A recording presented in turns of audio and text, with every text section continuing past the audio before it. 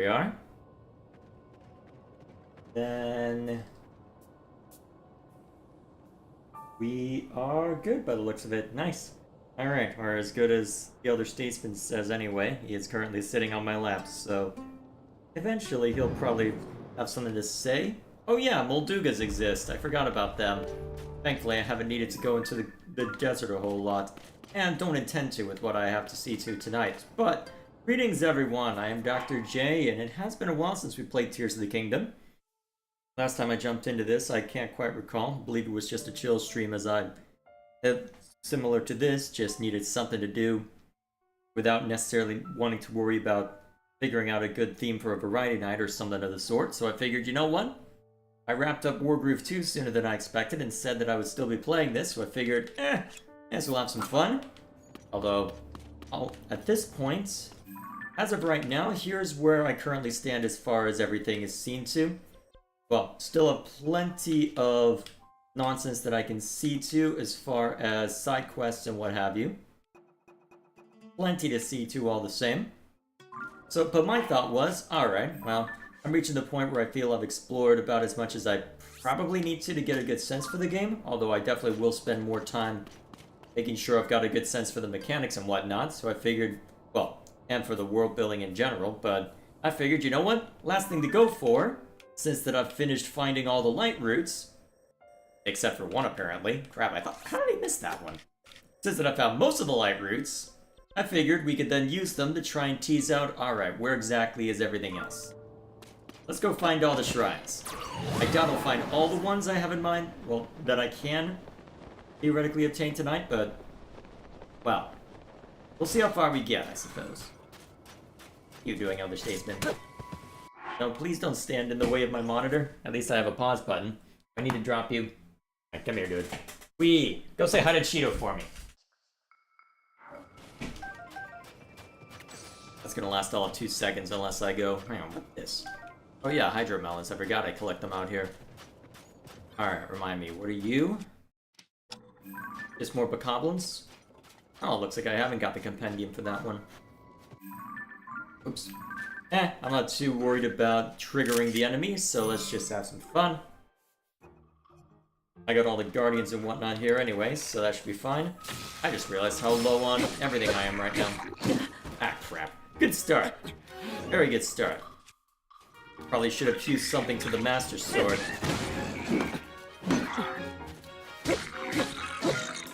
There we go.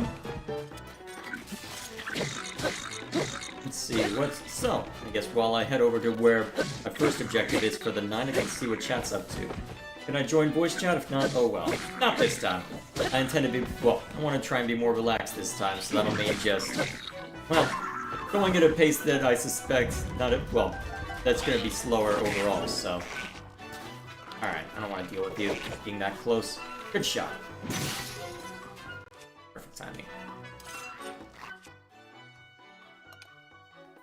Oh yeah, I can sort those, can't I? Alright, enough of this. Goodbye. Oh yeah, I forgot. They've got their own kind of shield. Not that I really need one right now. I don't burn through shields that quickly. Alrighty, where was I? Oh yeah, catching up with chat. Also, don't forget to react to my video. I'll have to remind myself which video that is, but that should be relatively straightforward. I was able to collect these, but... Oh, can I slice it? Oh, there was a restless cricket in there. Alright then. Have you been to the Yiga hideout in the Gerudo region? Not yet. I wasn't planning on going there this time. I think I might have gone in there just long enough to... Well, I think I went in just long enough to grab that shrine, but I haven't explored it all that much as of now. Might be worth checking out if we've got time near the end. What else is chat up to? Dear cats that own the home that Jay resides in, please do something funny, because I fell asleep last stream due to my bad sleep schedule. Sounds like that's a personal problem. Oh, it's the Xenoblade 4 comparison? Fair enough, Gilgamesh. Alrighty, we'll see what we have time for. For now, then, I believe that there are shrines within these labyrinths. I don't think I've ever went into this labyrinth when I was playing Breath of the Wild. Then again, I mostly just blaze through everything relatively swiftly, or at least, well, more swiftly than I probably should have to get a sense for the game. And again, I wasn't and again, I was much more resistant to the open world elements, so I suppose you would expect that given the circumstances. Looks like something that could be moved. Apparently not. Alrighty, what are we looking at? Alright, so I keep along this path, eventually I'll reach the start of the labyrinth. Then... Ah, Yiga. Hello. Easily dealt with. I will gladly take a few extra rupees for my trouble. Anyone else? Let's see. Did you get the Yiga's secret scroll? It'll give you a new attack. I don't believe I have. I would assume I'd remember something like that, so probably not. We should retry Breath of the Wild at some point. We'll see how We'll see how my inevitable review of Tears of the Kingdom does. That might motivate me one way or the other. Although I may need to retry bits and pieces of it just to grab footage, so we shall see. Although part of me does wonder if I've been enjoying Tears of the Kingdom more because I have less of a learning curve initially. Yeah, I forgot, you don't get me too much. I already have a rod that's not being used for anything? Oh yeah, I must have dropped that a while ago. Well, that's not as useful. Take. I'm not gonna use the Master Sword, may as well use this. Alrighty. Now. Oop. Want that. Never know when you might need these. So. Okay, why am I hearing battle music? What are you doing, Elder Statesman? Alright. That's either Explorer or Yiga. Place your bets on which. Oh, that's why there are wolves over there. You know, the scratching post is technically the other one, Elder Statesman. Now, well. So, what might be in here? Bit of gloom. Let's take a look. Research log day 1. According to Taro, the characters carved into the stone slab read as follows. The dragon ring slumbers in the labyrinth's depths. Wake it, and ye shall receive due compensation. Now that Taro's gone off to examine the other ruins, I have no choice but to tough out the rest of this research alone. I'll leave a trail of acorns and nuts behind me so I don't get lost. Alright, that should give me something straightforward. And while I'm here, I should really get more arrows once that I get the shrine at this labyrinth. I'm gonna be running a bit low on those. I ended up burning a fair amount of them going through the depths earlier. Alrighty, so leave a trail of acorns, huh? May as well not worry about picking them up. Interesting, you're using the... Didn't expect to hear this soundtrack for the labyrinth, but okay. I'll roll with it. Right, what else is Chad up to? Hey Dwan, how you doing? I see today we will observe the adventures of the greatest fanboy in gaming history. Yeah, you would see it that way, wouldn't you? Yeah, well. Fun fact, Achilles was a... Oh, jeez. He was one as well. In the myth, his mother tried to protect him from going to war by sending him to the household of another king and disguising him as a daughter of said king. Oh boy. So, Greek nonsense in a nutshell, huh? Are you done being silly, Elder Statesman? Do I need to take you out? Let's complete that chat before I do. Let's see. And then... Oh yeah, so basically continuing the conversation, basically just saying, yeah, he could convincingly present himself as such. Fair enough. I've searched every passage one by one and haven't found anything. But I've got a good feeling about this last one.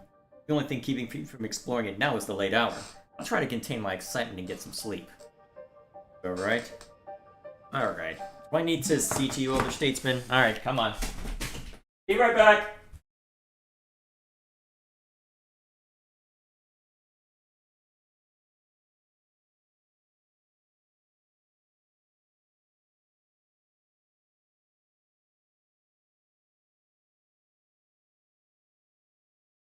Alrighty, that should be the only distraction for tonight. Cheetah was also indoors, but it looks like he injured his leg, so he's just gonna spend the day sleeping on my bed. Alright. What else is Chapin up to? The... I do miss the champion's abilities. Some of them were useful. Although, hang on, do I need... Oh, that's why there were the fronds outside. Okay, let's go grab one real quick. Unless I'm actually, hang on a minute. I wonder if your ability would work the same way. Or I wouldn't have to use them. Yes, it does. Alright, that simplifies things for me. Now, let's keep following the trail.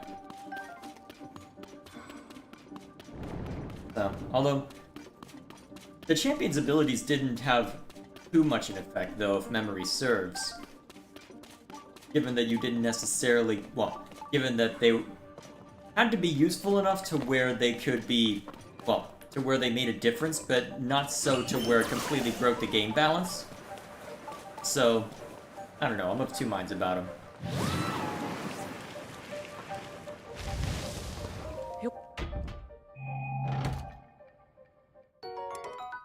Yeah, I'm not saying that they weren't useful. It's just, well...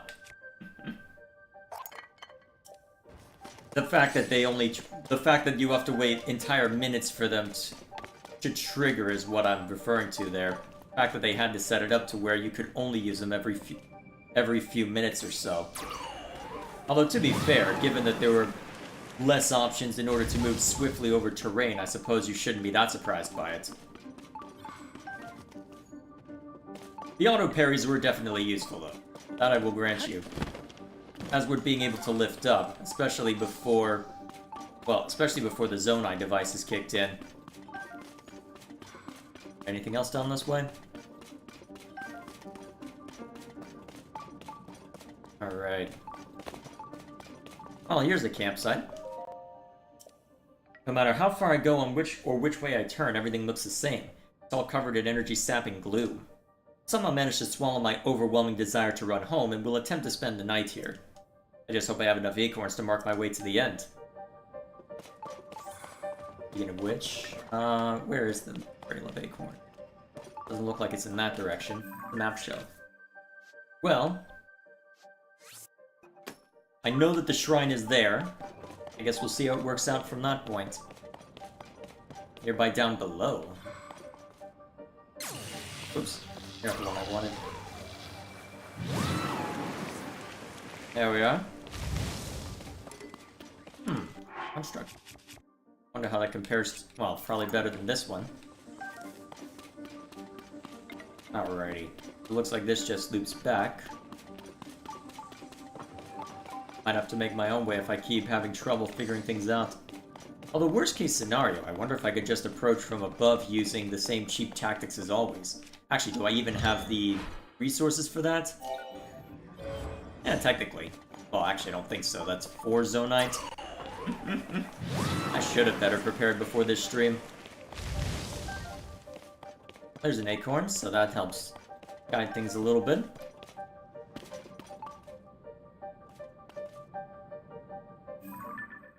There's an acorn. Alright, we'll definitely need help walking over that.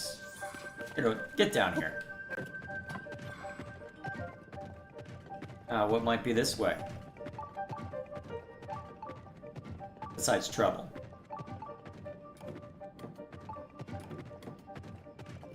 See, cats are perfect parasites because they make their hosts think they aren't parasites. I don't know, they got rid of... I found a couple of rats in the yard a while back, so they've been doing quite well at rooting them out. That's a lot of glue. Alright. I'm gonna have to dismount. Yeah. Alright. For honor and glory! Nice. Another one. Can't believe I'm writing this, but I'm standing in front of ancient Zonai ruins. What a tremendous discovery. This makes the terror and uncertainty of getting here completely worth it. Just a shame for me that I have no idea what these ruins are, but I'll head back and report to people who might. Well, it did say down below, right? There we are.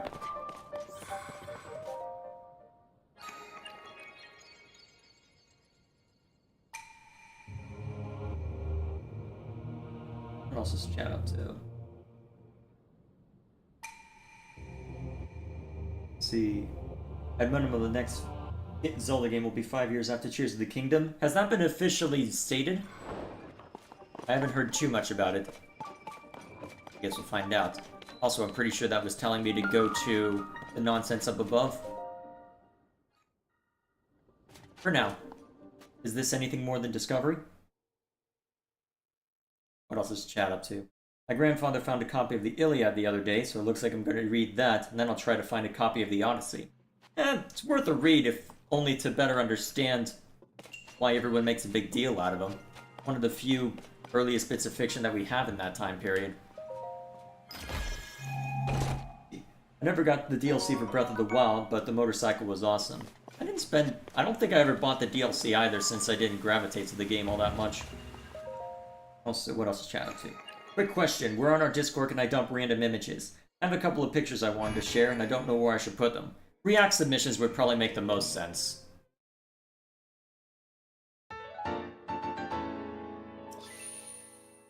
There we are. One down. Now, best way to get over to...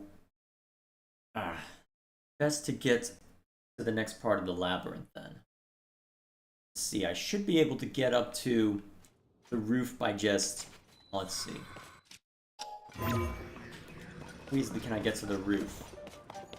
Presumably if I... Well, it doesn't look like I can climb up... Oh, I can't climb up this wall. Alright, that'll work. From here, let's see what this gets me. How far up this goes.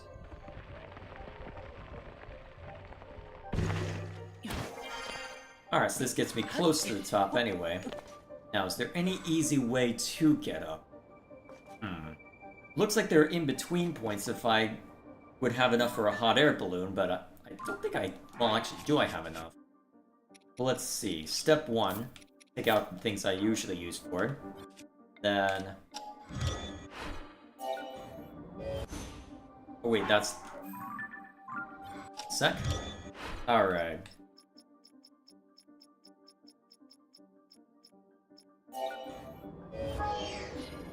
Alright, that'll work.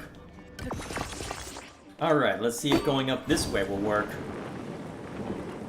I don't know if I necessarily have enough resources for it. Well, at least enough stamina for it, but... Oh, unbearable heat. I even have a lot of... Well, I've got the flame breaker stuff, but I think that's the closest I have to anti-heat, actually. How have I been getting away without having anti-heat stuff? Well, either way. We'll see how far up I can go with this. I think I can get pretty darn close. I can just slowly make the climb this way, I suspect. Should be... Well, might be theoretically easier than approaching from one of the Sky Island. Not sure which would be easier. Also, if I hit that shrine... Actually, easy way to find out. Have I hit that shrine? I have not. Alright, something to look at when I return. Alright, let's see how high up this gets us. We've ascended past 1. Although if I have to remake this, I don't have the resources for it, so let's hope I don't have to remake it. Oh, you mean 5 years as in how long it takes to develop it. My bad, Gilgamesh. That's how long it took between Skyward Sword and Breath of the Wild, and Tears of the Kingdom, even Twilight Princess and Skyward Sword. Fair enough.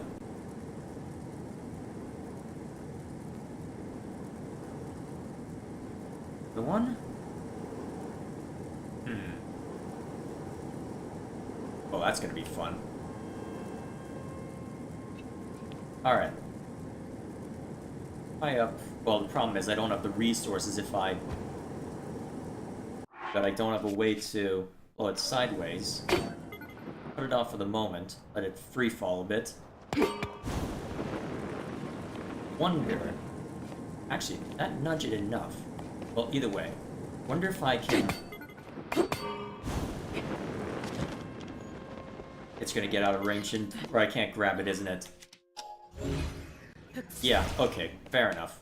How high did I get, though? I got about halfway. I should go get more Zonite. Let's see, easiest way to get it? Well, there's the central... Well, actually, basically any of the mines I'm pretty sure work. Just go to this one. You can get there from the top. That probably makes the most sense, but I want to make sure I've got the Zonite in order to actually get to that point. That's going to be the tricky part. I've got basically none right now. Well, yeah, I could convert large Zonite into the normal stuff. Let's see, where's... Alright, so where are the materials themselves? Here. Let's see, that's just the pavilion. Someone's really insistent on the Yiga clan hideout. All in due time. I want to get some shrines done first.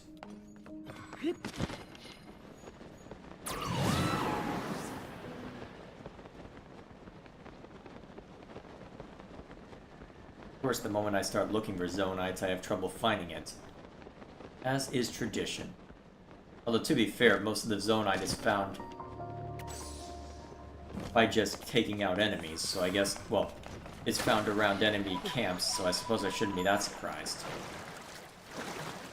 Place to go for Zonite.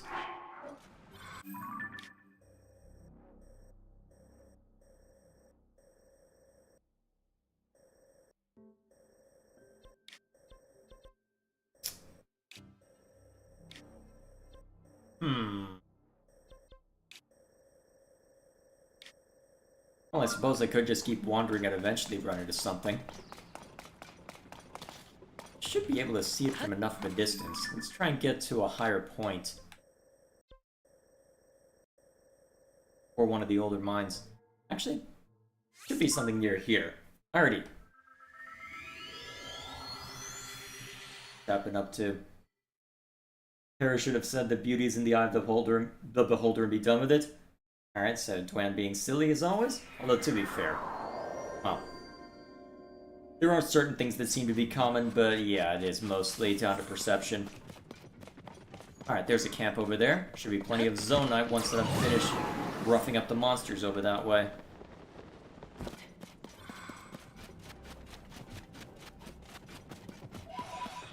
So, let's see how rough this ends up being. Alright, that looks like a black moblin. This'll be fun. Get him! I've only got 8 arrows. It's gonna be rough. Alright. Well, luckily, with all of the, well, with all the other champions here, or the champion's descendants, more to the point. Alright. Oh, actually, that one took a decent amount of damage. Should be relatively straightforward then. Must only be a blue moblin then. I'm unable to hit anything today, apparently. That's what I get for trying to show off on stream, right?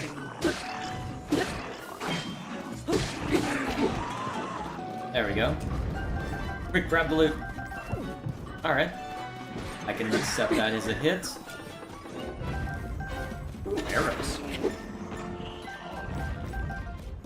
Very nice. Alright, we'll just get onto you. Back these a bit. Get large Zonite when I don't need it. Okay. Do I have anything that's good for smacking stuff?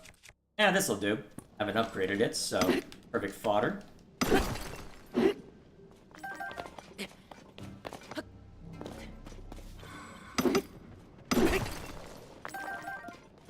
we go.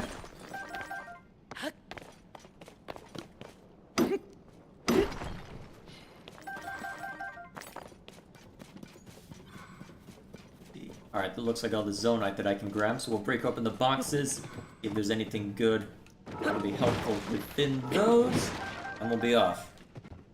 Very curious to see what's lying within the... Oh, very curious to see what's lying in the Sky and Depths Labyrinth. If they're anything like the one to the north, should be relatively straightforward, but I suppose time will tell, won't it? Alright, now, easiest way to that guy...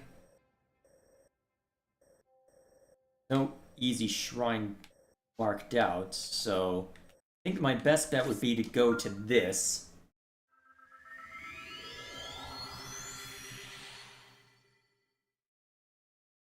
then just use that to propel me upward. At that point, I can hit an island, use that as a chance to take myself wherever I need to go. That should suffice anyway. Alright, I'll see to that while I catch up with chat. Has Xenoblade 2 noticed the foreshadowing? Well, the foreshadowing's been a little bit more obvious. Although there are also points where I'm thinking, hang on a minute, if Jin had taken the fight at the start more seriously, the game would have been over before it began. That's not something I probably should be noticing, but yeah, well, what can you do? Otherwise, well, for the most part, it's been relatively straightforward. Although, I think I'm about to hit the fight at Fonsamima.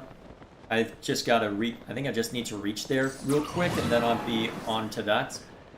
So, making decent progress. Should have access to the mercenaries soon, and be at a point where I'll be more comfortable handling, well, everything else. Actually, I should have tried to see if I could shoot any of them. Okay, let's see. This is what we got to work with. Just need to add... Let's see. Let's add a couple large batteries, since it'll be a fair distance. Oh, I don't need that many. I only need one. We need to grab more of those soon. Alright.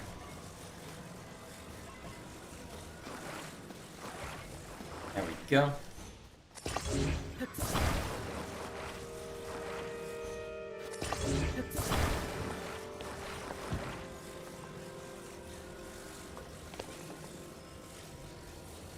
Perfect.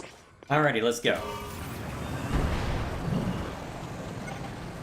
Alright, hopefully this is good enough. Or enough battery power. I guess we'll find out, won't we? Alrighty. What else is chat up to? So, how far into the post-game? Alright, I already answered that. Still impressed that they were able to make the world 3 times as big. I'm assuming you're referring to Tears of the Kingdom, and... well, I don't know if 3 times as big is necessarily accurate, given that the skies can be a bit scatterbrained, but otherwise, yeah, they did a solid job of expanding things.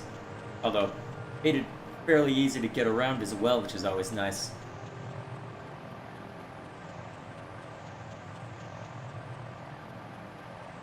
What else is chat up to? Have you messed with crazy builds like the frozen meat slides? Wait, frozen meat slides? That's a thing? Oh, jeez. I didn't need to use the batteries as much. I need to go find a place where I can get more. Got plenty of zonite charges, that should be easy enough. So, I was unaware that frozen meat apparently slides really well. I wasn't even thinking in those terms. What else is chat up to? I mean, Jin thought Malos could easily take out... Wait, why is the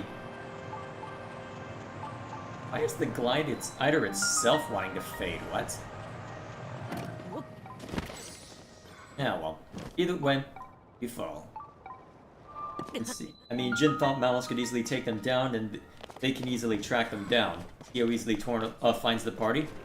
Yes, they can easily track them down. Counterpoint, the moment that Azurda shows up, Jin should immediately be on high alert, thinking, oh crap, they actually have an escape route now. I need to do something.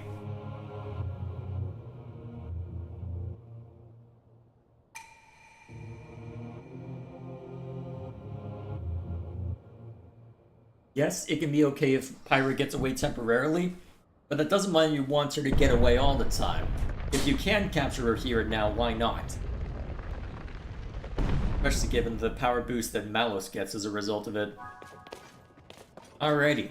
There we are, that's opened up. So 4 more terminals as with the first one that I opened up. And what kind of challenge is going to be lying within here?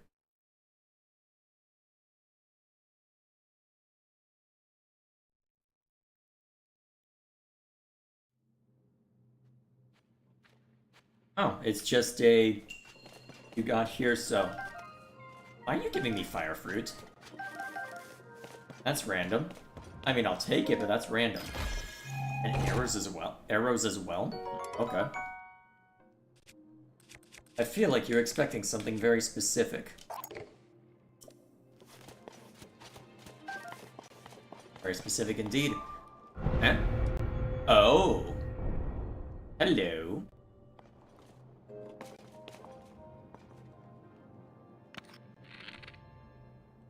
I see. Okay, that's a neat subversion of this. I've never seen this before. It's quite a nice little subversion.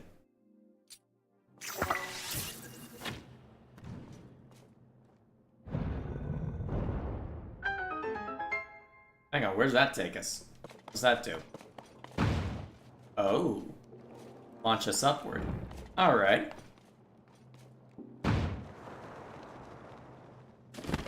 Then I can just paraglide over. Useful. Alright then. So be it. Hey, also, hindsight is 2020. Jin has lived for hundreds of years. You're telling me he wouldn't have thought of that?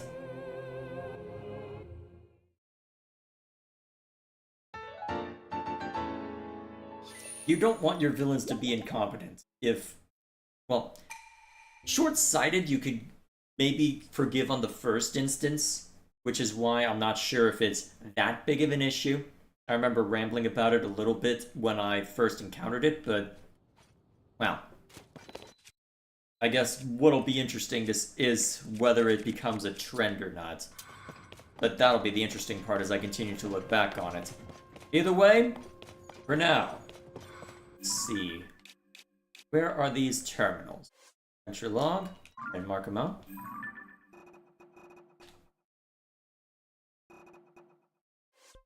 Okay, so seem pretty evenly distributed.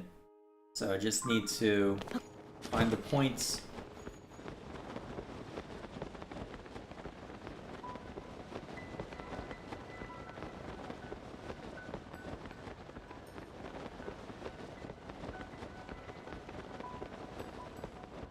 Okay, what have we here?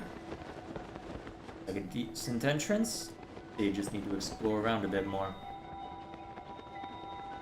Alright, I'll have to go underneath. There we are. Just slip through here, and it's one of them. Like there should be. Ah, here's an entry point. There we are. Shrine number 1. Well, terminal number 1.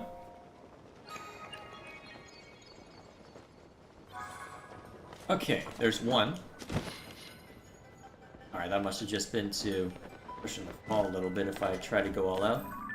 Now, looks like the others are in their own little areas as well, so move. What lies this way? Ooh, chest! Probably nothing too exciting, but may as well check it out anyway.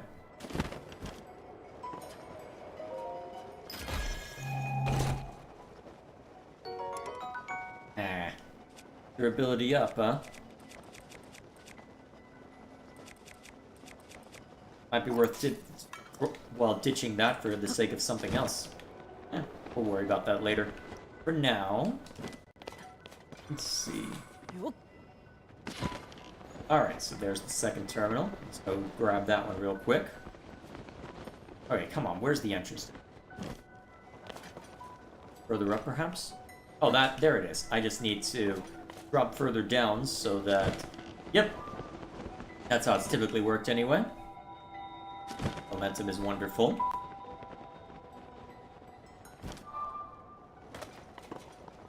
What's up, brother?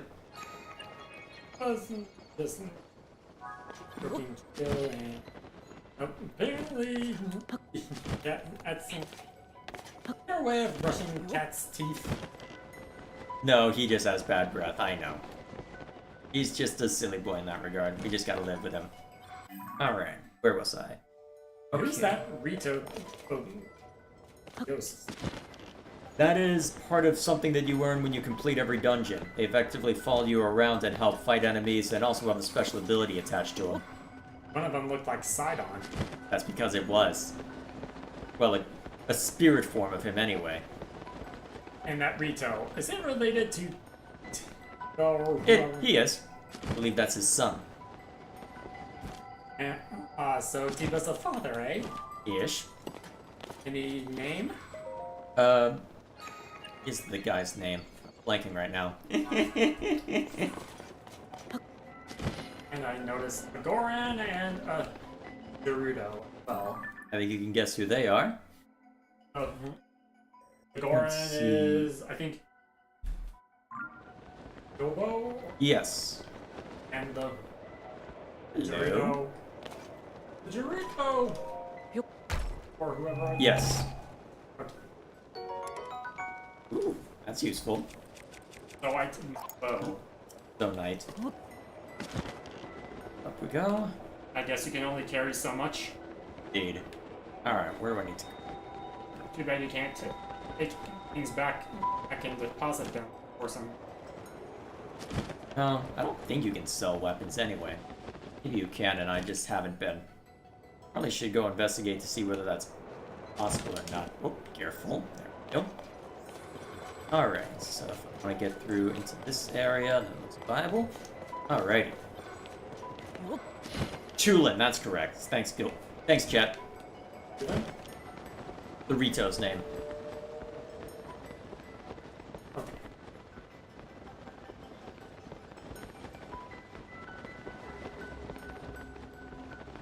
There we are. Let's see. There's the inch. One of them. If you guys are wondering, I mainly know those particular characters, at least 3 of them, due to Hyrule Warriors Age of Calamity. Yeah, we've been playing through that one recently. Come on, let me in. Yeah. Thank you. Still have some stuff to get in that, but we're making progress. Alright. That's everything there. Now I just have to get to the top of this place. Remember if it's possible to climb up here, if I'd be better to just cheese it with a balloon. Depending on the size of the balloon, you may multiple. Yeah, you'd be surprised, actually. Yes, that is true. If you can get a certain height. Oh, no, I don't need to cheese it at all. Well, you kind of did with the glider. Yeah, but that was as the Founding Fathers intended, as it. Here we are. Looks like Tulin has some sort of weapon. Yep. I mean, I think all the Rito were armed with bows. Yeah, but it almost looked like Tulin had a melee weapon. No, it was a bow.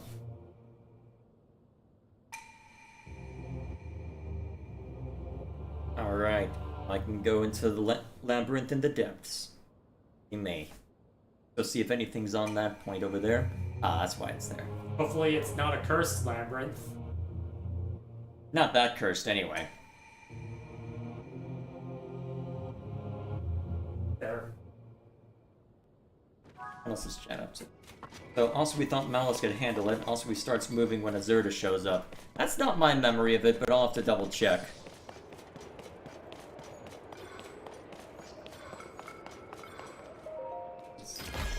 And what else is Chapin up to? Worked out for him in the end later. He got Pyro later. Well, here's my question, though. If Jin had the whole, hey, I can move effectively at the speed of light bit, why wouldn't he just immediately do that to at least knock them off balance? Because if you had that in your back pocket the whole time, what are you doing?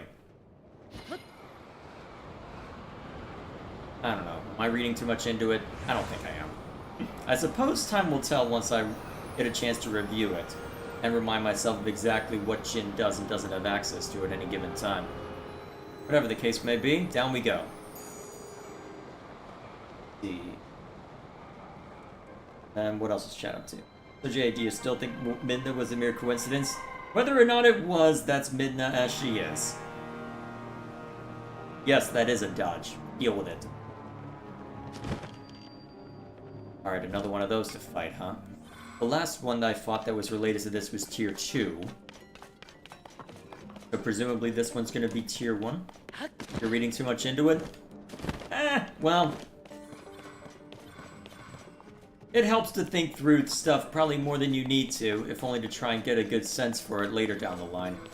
Because my feeling on it is to try and make sure that a story holds up, try to destroy it with every as much as you can. Because in theory, you reach a point where, okay, I've thought about every possible permutation, to where, okay, I know that this holds up. Ideally, that's how I try and treat it. Alright, fighting one of these.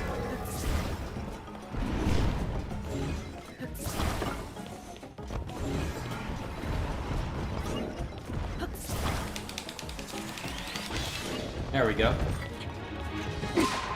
Alright, let's crack it open.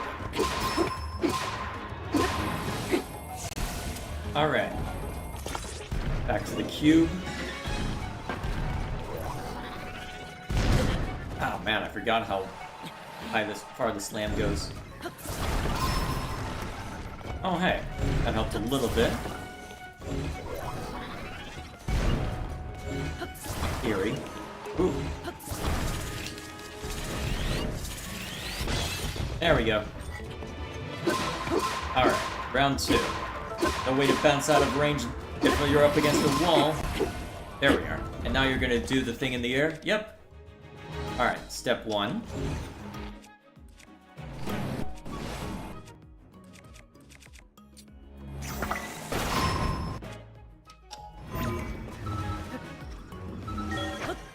Alright, after dealing with a few of these, I've got to drill down to a science at this point.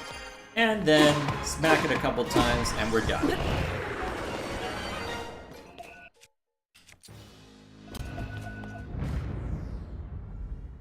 Nice.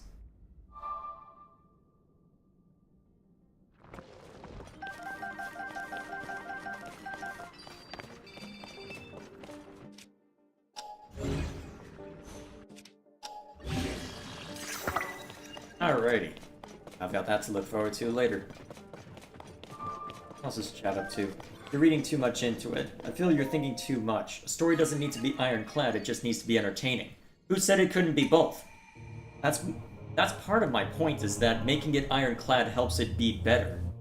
I feel there's a direct correlation there. Sure, you can get stories that are boring, but by that standard, I mean, there are plenty of solid movies out there that I would consider boring. But to use Star Wars as an example, there's a ton of hand-waving in that franchise. Not as much as you... Well, let me put it this way. The amount of hand-waving that is required to justify The Last Jedi is substantially more than what's required to justify A New Hope. Let me put it that way. I don't have to... If I have to turn my brain off to enjoy a story, that's a problem. Sometimes you do just want to turn your brain off, and that's fine. I'm not going to begrudge anyone for doing that. But if a story is elevated by not turning your brain off, which a lot of them can be, why not try and be better? Alrighty, so that's that taken care of. Which of the... Are you just exploring, gathering up items now? Yeah, at this point, I'm basically just doing a bunch of exploration. Because I found, I think, pretty much all of the what are called light routes in the depths, which allows me to see better. And so all of them is correlated to a shrine on the surface, so I'm just going around collecting the shrines at this point. I see. Anyways, from Hyrule Warriors Age of Calamity, I recognize the map. I know, same map. Yep. Although, some of the landscapes could change after several hundred years, especially the major bodies of water. It doesn't change as much as you would think, actually. They kept the map, well, pretty much the same, so that it would be more easily recognizable. I know. I meant for things like some rivers may be wider or thinner, or the Not winds actually, they in order. Well, as in, I'm talking about the really close-up stuff where maps can't really identify. Well, for the sake of the level design that we deal with, everything that we see in game is pretty much the same. Just a bit more modern than what it is here, for obvious reasons. No, actually, a bit. Well, what do you mean? Well, as in. Age of Calamity takes place 100 years in the past relative to Breath of the Wild. Okay, so at least 100. I should make you play Breath of the Wild at some point. Maybe use that as my excuse to retry the game. Also, where was I? Oh, that's an impressive way to show all the items and such. I assume the characters can show up physically, right? What do you? Yeah, they're over at their respective villages. I can just go stop by and say hi to Sidon whenever I wish. I know, but do they ever fight alongside you physically? Yeah, I believe they're... Well, let's see. Definitely for their... Oh, geez, that's a lot. Okay, that's not enough. Definitely for battles in their areas. Definitely for their temple, well, definitely for the dungeons in their area. Outside of that, I think there are... Fairy. I know. I had to sneak to grab it. Oh. Let's see. Actually, I may as well just withdraw. Don't need to be super fancy this time. Ooh, you had a horse or something? You can have horses in this game.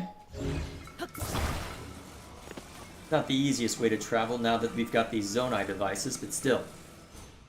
I wonder if the horse Link gets is any reference to the one he had, his Incarnation Twilight Princess had. The first one you get is named Epona, yes. Okay.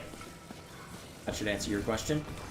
Okay, so the alien homes that are related. Alright, get this one out of the way. Look out below!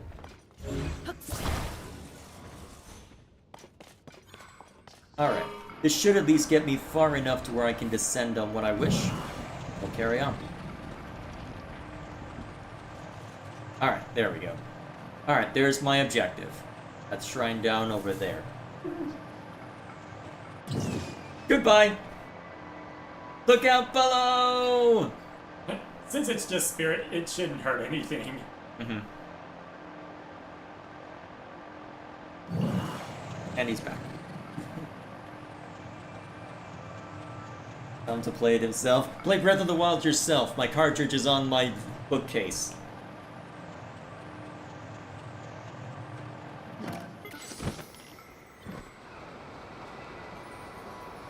Let's chat up too. Let's see, most of the things you point out like that are nitpicks. I disagree. Watch my Valkyria Chronicles 4 video and tell me that the main plot thread that was completely broken by a single throwaway line was a nitpick. Also, it also depends on one's definition of nitpick. Yeah, well. Well, okay, what is your definition of nitpick, brother? Let's go into definitions. I did not think you would actually bring me this much. Hey, if you're gonna talk, you get to stay in the conversation. Hey, if you want to stay in the conversation, I will address you. Upward and forward, huh? Let's see what this one's gonna get. Anyway, so the way I treat nitpicks is that they are points in the story where something doesn't logically follow, but the complaints themselves are minor or inconsequential. Jin being able to stop Pyra at the start is not inconsequential. We can argue as to whether it would happen as a result of motivations at the time, and I'm willing to concede that that probably is a reasonable answer. But that is not a nitpick. How to change how this is arranged? What if I... I got crooked. There we go. For some reason, it almost looks like Link is using the Force. Well, it is telekinesis, so... That's better. You'll need to jump. That's easy enough. Let's see, does that get me close enough? Maybe if I ran. It's worth a shot. I only lose a heart from falling to my death. Goodbye, cruel world. I didn't even run. Yeah! Alrighty. Unless I'm supposed to do... Actually, hang on a minute.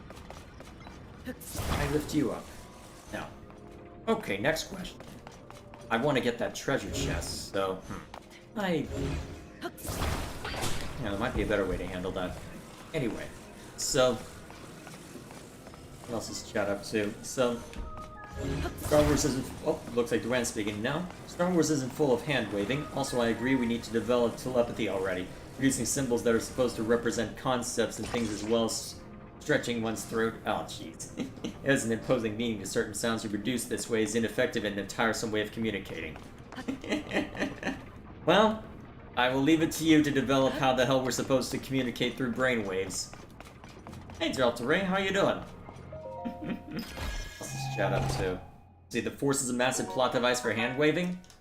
That's standard, literally everything's hand-waving, as Duan mentioned. Yes, okay, well... Here's the fundamental of storytelling that I generally focus on. So, if you tell me, okay, this is an aspect of my world. There is, say, the Force. Only a certain people can use it. It is an energy field that binds all living things. And those who are attuned to it are able to interact with the world in a way that others are not. Okay, that is the rules you established. I will abide by them. And I will assume, since that since that our world can also be displayed, well, because we're used to worlds, i.e. physics in our case, being explainable and somewhat understandable, I'm going to act on the assumption that, okay, when you describe something to me, I will take it at face value. However, that then means that when something doesn't end up making sense, or you break a rule that you already established, then, well, there's going to be problems. Let me put it this way. If Luke Skywalker destroyed the Death Star in a DeLorean, people would have problems with it. It might be a hilarious parody, but if it was a story we were supposed to take seriously and that happened, there would be many questions. You just reminded me of the fact that the Rogue Squadron series had cheat codes that allowed you to change a vehicle into a Buick. Really? That's a thing? Yeah. See, that's a video game. That's a bit of video game chicanery. Yeah. That we can accept because video games and gameplay conceits. Yeah, in the second and third ones, it replaces the A-wing with it and even comes with its own description. Of course. And a relic from a galaxy far, far away. It was perfect for beating the absolute voodoo out of any Imperial force. Of course. Yeah, it comes with cluster or missile. When are you gonna do anything with Rogue Squadron anyway? I was hoping for 15.ai to be back up so I could use something else. There are 1,000,005 other AI voice programs at this point. Dang it. Also, there's nothing stopping you from just recording. Well, there's nothing stopping you from at least doing the video recording part. True. Alright, so there's one over in that direction that I can go plunder. Yeah. And I can also work on some of the script in the process, and even capture stuff for some footage of things I want to showcase. Like, oh shoot, I'm taking damage. Let's see, where's FUD? Yeah, for instance, in Battle for Naboo, I plan on doing a comparison of... And now I've put the quarter in. Gotta let the song play. Yeah, basically, of doing a comparison of the Trade Federation gunboat to the unlockable swamp speeder. I don't think I've got any of these dragonflies. Let's see if I can get any. There's a girl or something that's collecting bugs as well in this one? No, it could just be useful to help give me cold resistance in other places. Hey. You need a tissue. If any of you guys are wondering, well, a princess, a girl, brother, collecting that's not the question. Bugs. I don't know. I was just explaining what my logic to the viewers at home about what I was asking. Well, Beetle is around, but he's not a girl, so probably different thing. Probably completely different thing. Either way, could be related. Could be a distant ancestor, perhaps, but who knows? And basically, said character would grant you various prizes for getting in these bugs, especially if you can get mated pairs. The character even gave you something special for getting every single one on both male and female. Dumpling. Pluto Desert. Hang on, why is there a smoke signal? Or why is there a giant smoke column over there? Let's go say hello. And hope you don't have to fight any Dugans. The Molduga are the main desert part. I thankfully don't have to deal with them down this corridor. Okay. If I did, I'd have problems. Hated fighting them before. I'll just chat up too. Can we talk in Discord? I'm sick of text. This was meant to be a chill stream. I wasn't anticipating an argument.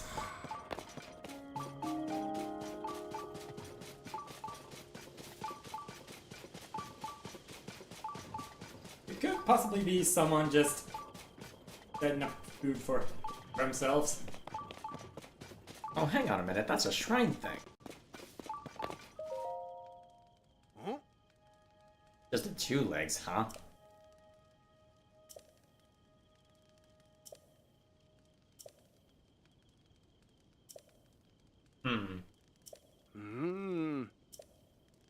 Why? That's weird. An enormous horse spotted in this region? You think he may be referring to one of the divine beasts? I know one of them is camel-esque. Well, there's the shrine, and that's what I need in order to concoct that. I wonder how difficult it would be. And the giant horse. So, southwest of the Farron grassland, huh? Southwest then, so down about this way.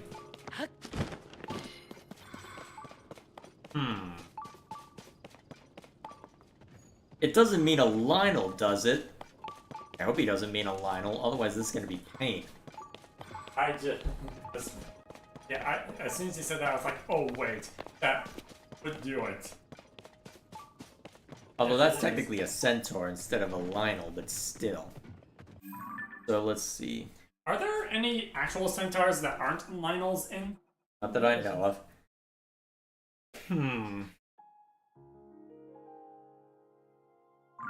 Giant horse. I have to actually go to a stable to go discovering it. Well, I guess we'll see. Alternatively, I should have a decent view of the place over here.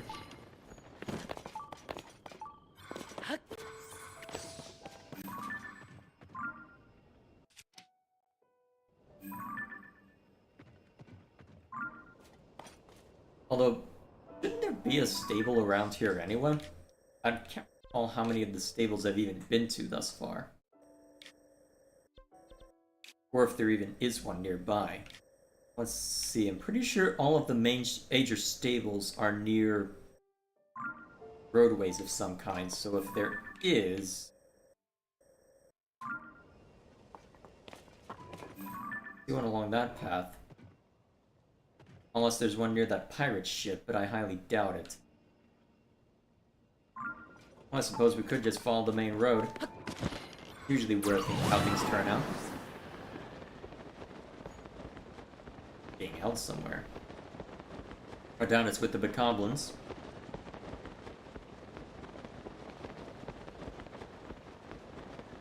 I don't know.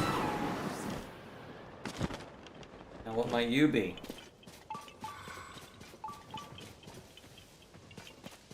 Okay, I'm not going to be able to solve this mystery by myself, I suspect. I'll just mark this as a point of interest and move on. No interaction. What you're supposed to be. What's this chat up to? I need to vent this out and text isn't helping me. I understand the feeling, but this was supposed to be a chill stream where we don't, where we don't get into arguments like this, so I don't know. I'm of two minds about it. I was hoping on just relaxing and working on a few shrines, not getting into an argument. My own fault for encouraging it, I suppose. Oh, lovely. I gotta get up there. Let's see, do I have a good option to get up there? Well, that looks like a good option.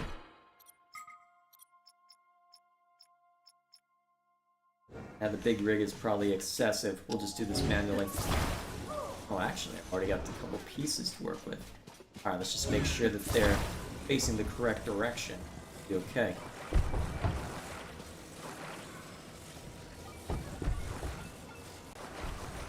Alright, let's see if I got this fitted properly.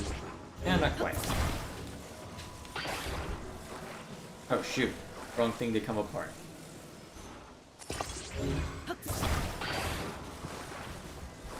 Well, at least I can see what I'm doing now. Calm down, little Korok.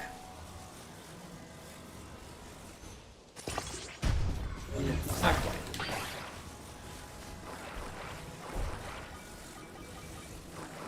Where's the Korok? Where's the Korok?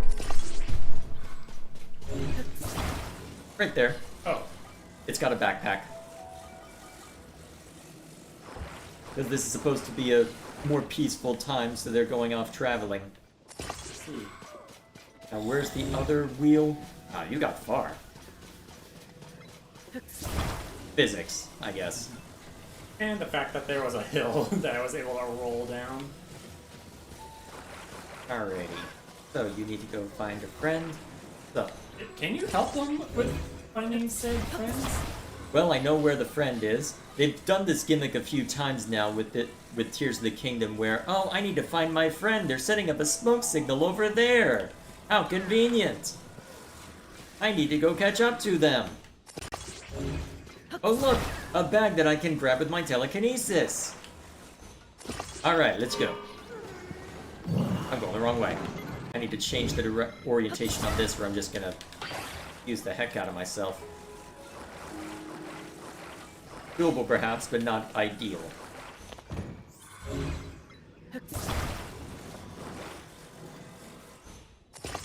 There we go.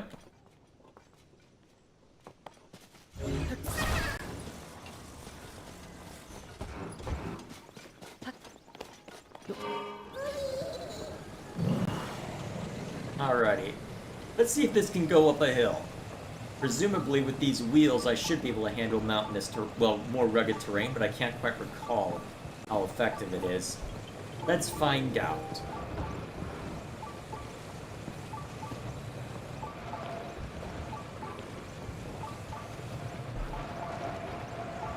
Well, it's definitely making it so far. Of course, you have the advantage that it's in a slope. Trying to get to Oh no, it's raining! Well, now everything's slick. Thanks, game. You suck. Rain, rain, go Brother. away, but come again. Brother, What? don't make me kick you out. I will do it. Don't think I won't. To be fair, I was about to go back to... Yes, go back to what you were doing. And... Alright. Alright, that should keep the lightning off of me.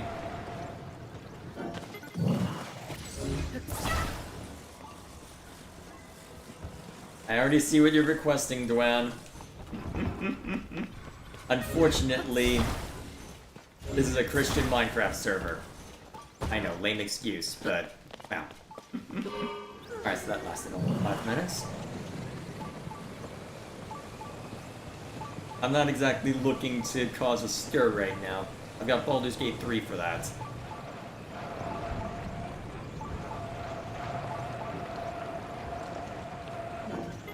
Still slipping, huh?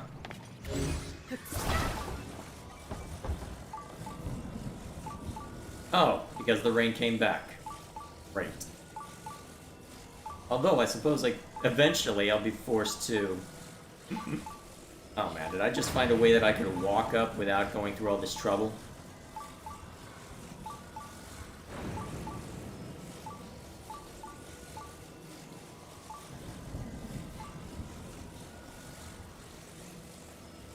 What's chat up to? I just pulled the cutscene. Jin pulls his sword out and cuts through a fireball that Azurta shoots at him. Fair enough, but that's one projectile as opposed to, oh shoot, Azurta's here, I need to immediately act. Well, I should try and capture Pyra now. That's my concern, is I need to get the exact timing to see if it's theoretically possible for Jin to be more effective than that. Because given how fast Jin is shown to be later on, I'll need to mull over how much I'm willing to consider it an issue. How much of it can be put away by benefit of hindsight? How much of it is a matter of, okay, you really should have thought of this, what are you doing?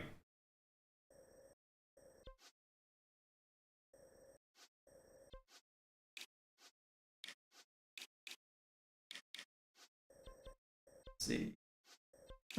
Supposedly a shrine over there? Probably underground somewhere. Alright, let's go looking.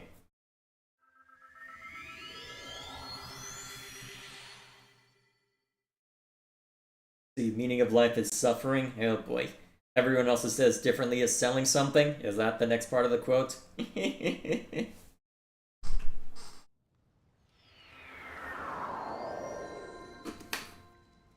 Yeah, I forgot. This one's underground.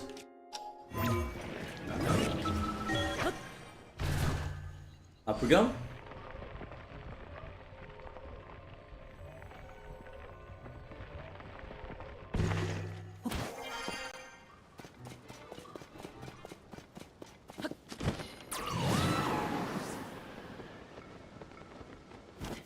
Alrighty.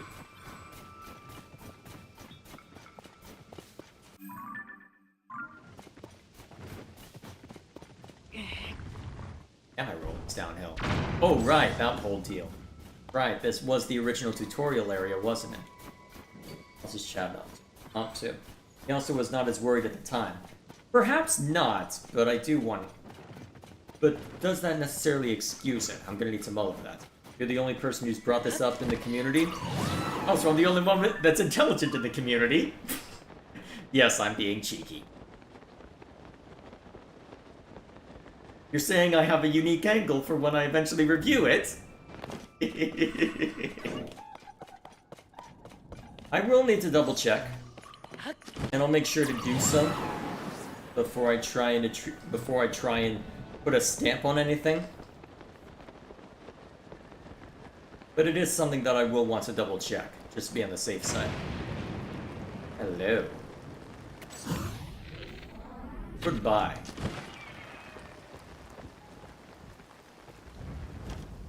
There we are.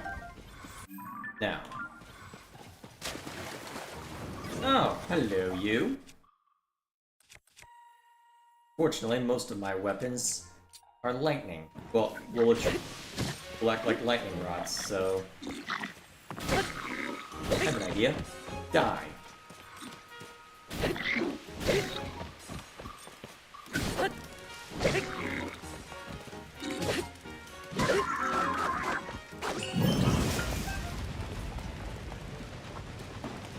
There we go.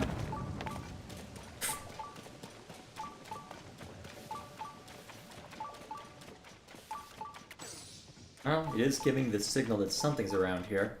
Wonder if I have to go underground somewhere in order to find it. Given that I was able to... Well, given that I had to drain that over there, perhaps it would also make sense if there was something connected down this way.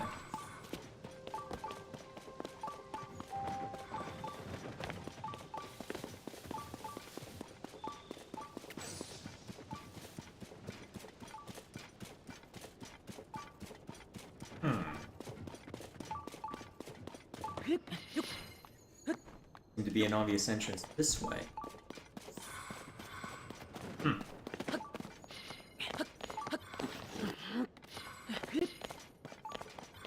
Alright, so somewhere around here.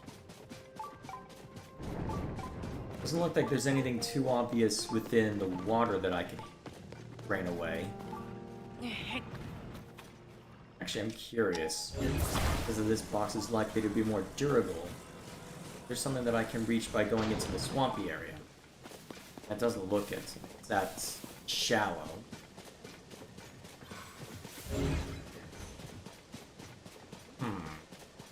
Do I get to this one?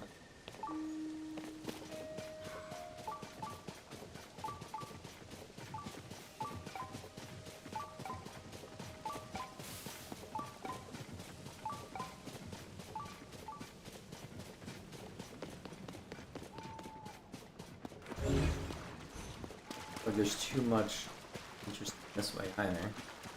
Okay, so this feels like a problem that I was running into while I was on one of the other chill streams. I'm pretty sure the first time I dug this out after the initial impression on a variety night. I remember just pacing back and forth wondering where the heck it is. Because clearly it is at that location, it's just a matter of, okay, how do I reach that location? Although there is this giant wall here, so perhaps if I approach it from... Maybe there's something more obvious if I go along this route.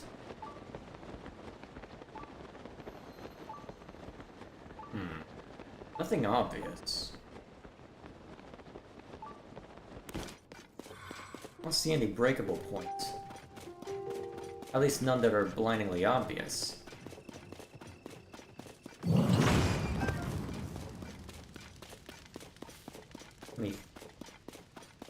Oh, hello. Oh, hey, I haven't seen you around in a while. Let's take care of this real quick. Alright, so... Need to keep this one steady as always. Alright, so what do we got to work with? Okay.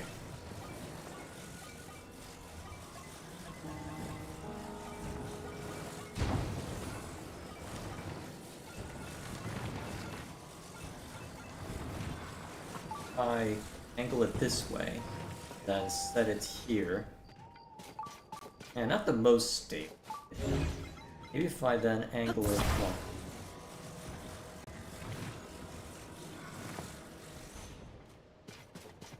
probably not the best way to slip that in.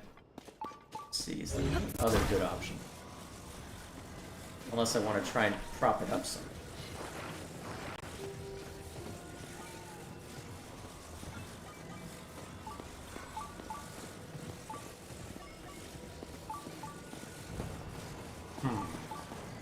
That's probably not the right idea. At least I've got this to work.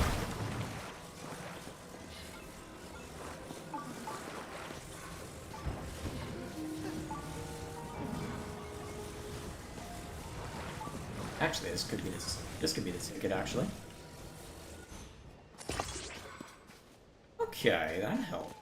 Perhaps. If I just create a cage around it, that could work. Just need to make sure it can handle the other side as well.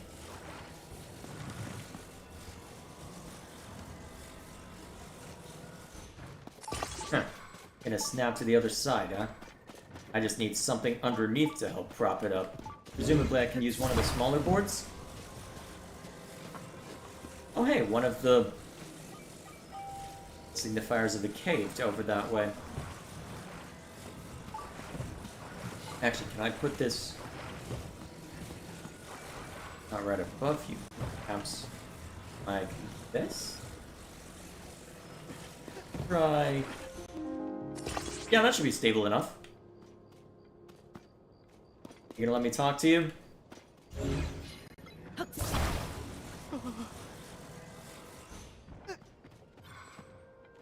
You're not gonna let me talk to you as it is right now, are you?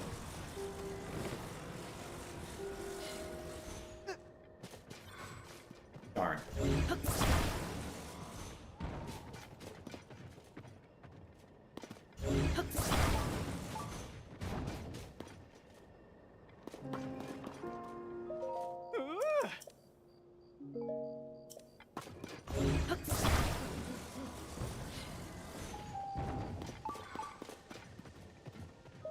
Alright, let's see if...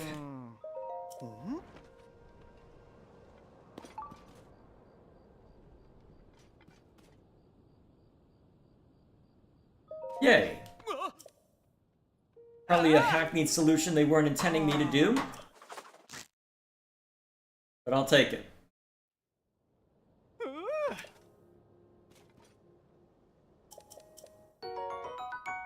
Alrighty.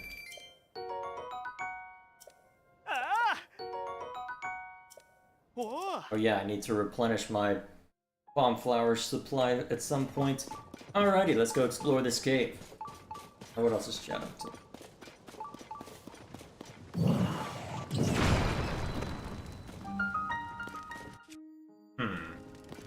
Remember, I'm pretty sure you're not the most effective at breaking stuff down. I'll just have to brute force it. Unless I want to use a bomb flower or something. Oh. Come on, get back here. Bam! That's more like it. Let's keep hitting it. No, that's not hitting it.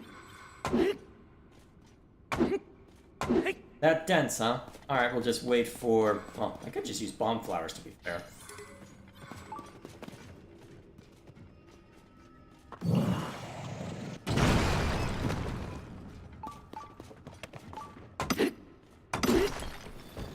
Ooh, rubies. Nice. Put rock on stick. To be fair, that probably is the best way to make this even more effective, so may as well.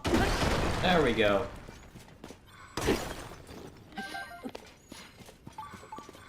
Now. Bam! Now we're cooking with gas. Just what I need, more bright bloom seeds. Although the giant bird, like, bright brew. No, bright bloom.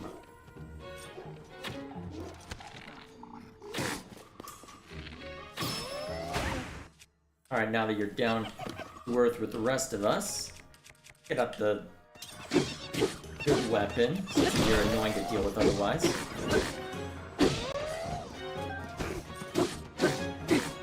Yeah.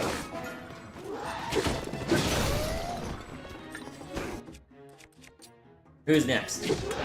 There we go. Is there another one then?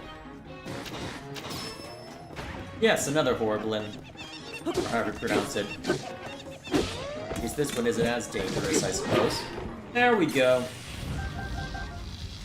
Very nice.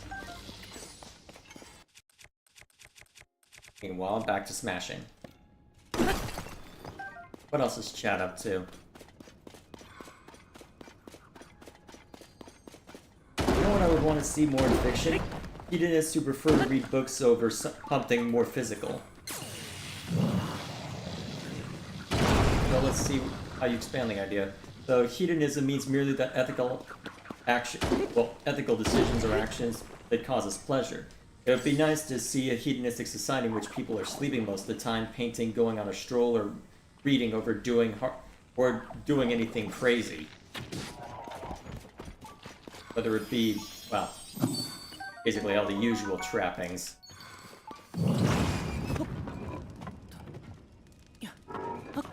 I'd be curious to see what kind of story that would look like then and how you would end up reaching them.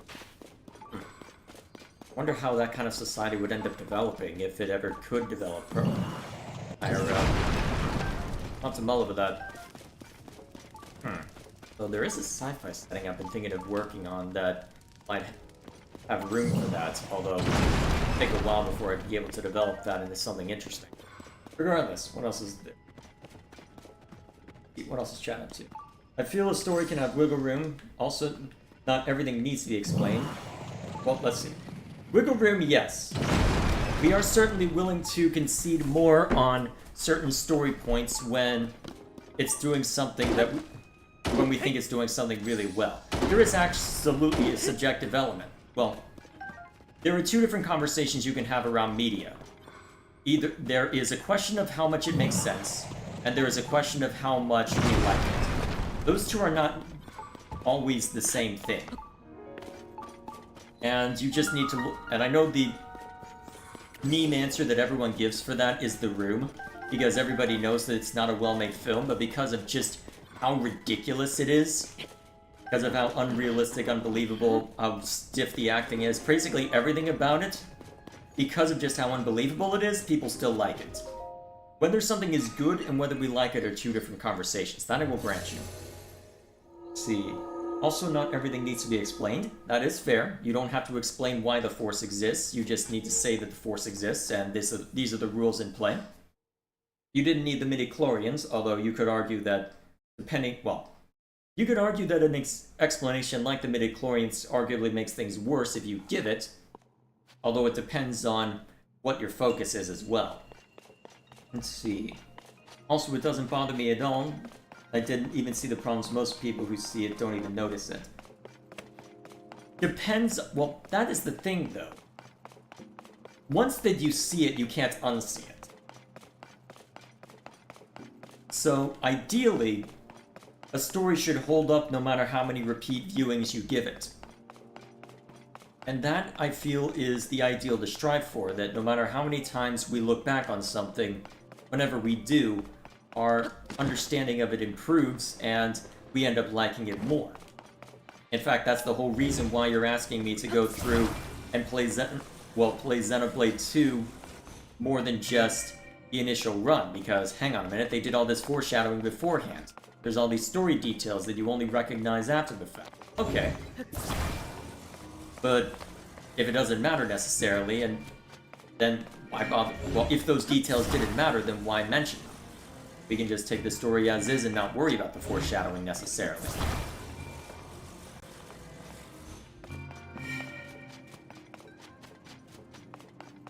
So, what else is there that was said? I'm getting distracted by the puzzle as well. This is why I didn't anticipate getting into this kind of discussion. Probably should have known better given what I end up talking about anyway. Regardless. I think that was the end of that comment. Let's see. No story is perfect. Also, does it affect the story in the long run? That is the question. How much? Well, And that is the question of severity that has to be mulled over. How important, well, how important something is to the story can also have a major effect on whether we consider it a nitpicker. Because no one is going to give The Lord of the Rings that much grief just because in the original edition, I think you could see a car at one point. That's just going to be treated as an editing mistake, not anything that the story especially did wrong. Something amusing in hindsight that they can airbrush out of an extended edition.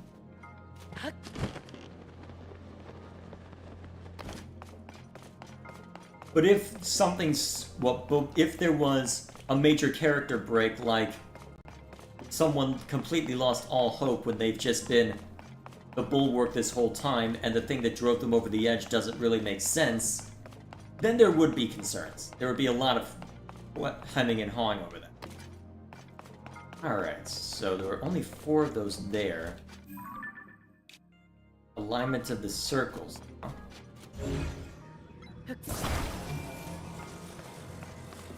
So, I've only got 4, which presumably means that I need to do specific ones in order to press ahead.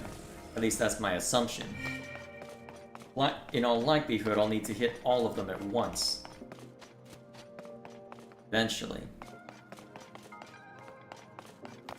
See.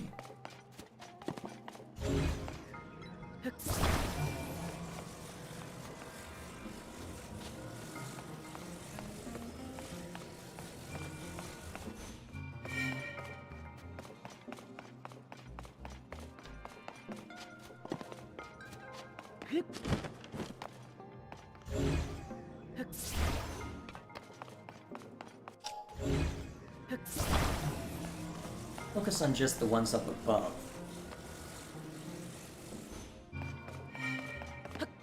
Hang on a minute. For a second I thought the circles were different sizes. That would influence things a little bit, perhaps. I don't know what I'm supposed to be looking for on this one. At least I can always come back to this later if I'm uncertain about this. Alright. Let's see what affected them.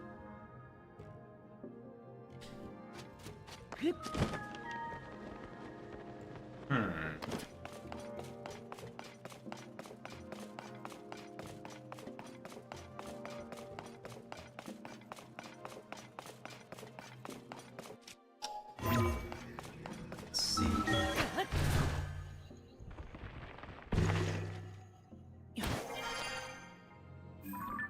Alignments of the circle.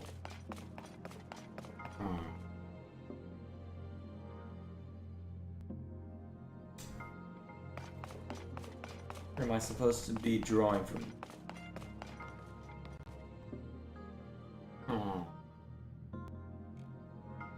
There should be some kind of pattern that I can draw from this, but I'm not entirely sure what they're expecting.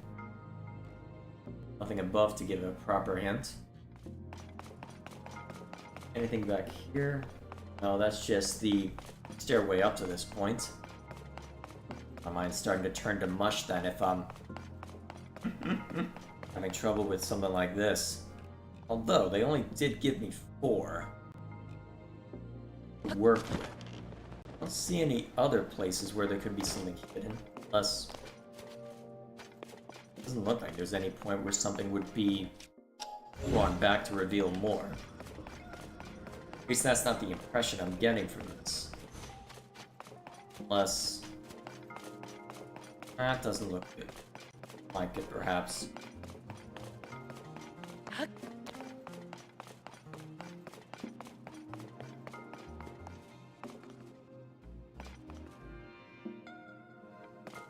Yeah, I'm gonna need to come back to this one when my mind isn't apparently mush.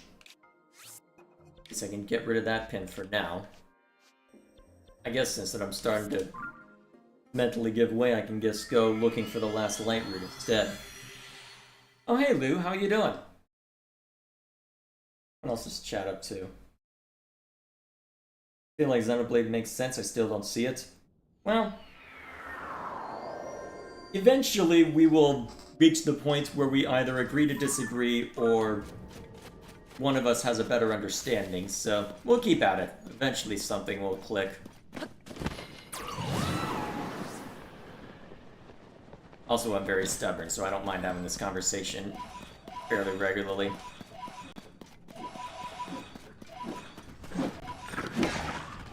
I feel like you would hate the Kingdom Hearts story because of all the retcons, changes, and insanity of it. If it's well written, although that would be the question, is it well written?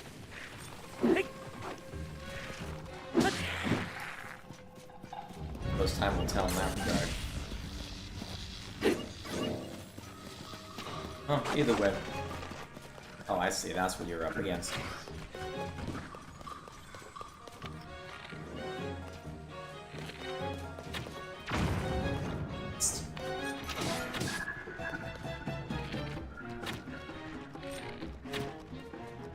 Okay, fine, I'll just smack you the proper way. Or the golem will do it for me, I guess. I may as well just move on then. Do I even need to be here? Oh man, why do I suck? Perfect timing, Lou. I'm already starting to play terribly. Again. Let's see, what else is chat up to? I feel like at the start, Jin wasn't in any rush to get the Aegis. He wanted to get a hold of her, but had other things to work on as well. By the time we get to Tantal, they've finished most of their business. That is a possible explanation. Because the way Jin is characterized, he is definitely not in any hurry to accomplish any of the tasks. Oh god, I don't want to fight that right now. Well, it sees me. I'm just gonna run now. Goodbye! I definitely do not have the bomb flowers I would need to deal with that thing effectively, so let's just go.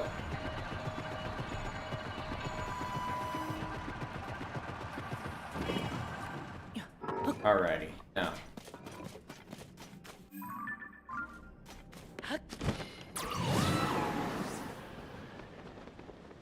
Let's see what lies this way. Actually, while I'm thinking about it, let's put on the glowing armor. Alright, what are we up against? Oh, nice and easy. Hated it for all of 2 seconds. Alright. Alright, the last light route. Oh, this place. What else is chat up to? From Dwayne. Mystery is good. Often that's what makes the world interesting. Especially Dwarner in the Elder Scrolls, or the wider worlds of A Song of Ice and Fire. The midichlorians weren't bad. They were very much esoteric. Let's see, their nature was supposed to be later explored, but it never grew beyond the concept ideas by Lucas because of backlash from fans. As always, fans ruin everything. That's certainly a take to have, although they did eventually explore with the expanded universe stuff, although it certainly wasn't what Lucas likely intended given the circumstances. Still. Although then again, they more treated it as it is a signifier of the Force and not necessarily the source of it. I think that was what people mostly complained about is, hang on a minute, the source of this Force is just bacteria then? So in theory you could give a blood transfusion to someone and they could have ridiculously high Force sensitivity? I could see that rubbing people the wrong way if nothing else. Still. Regardless of that.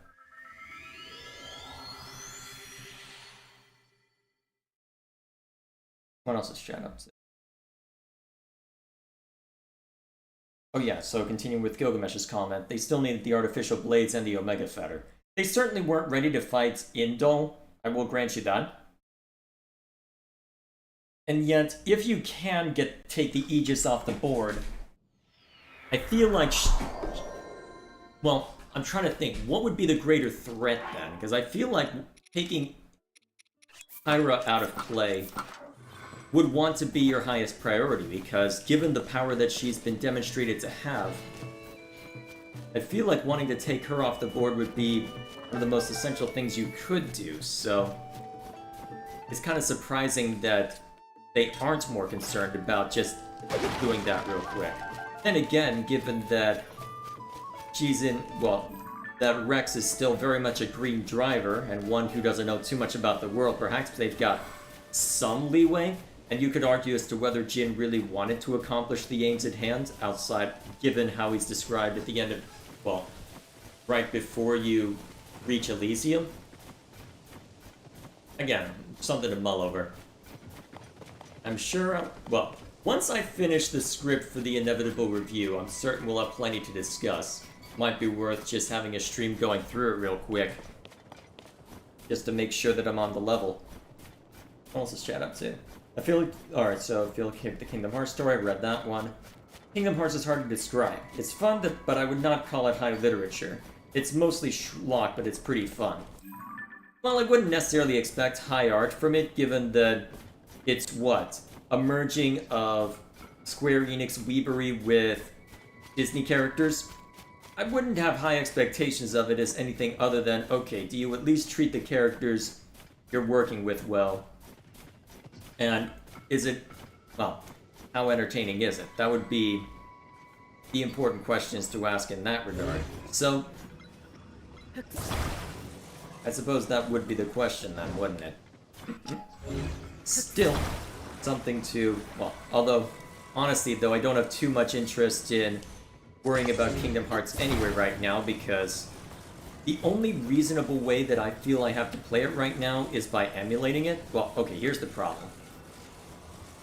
Because of just how many games I have to worry about right now, I can get away with being extremely picky with what I buy and review. Because of that, well, ah, crap. Okay, so I can get it on one. I get it on the other. There we go. I believe that'll be enough, although, actually, I can ensure it's enough. Get over here. Then... there we go.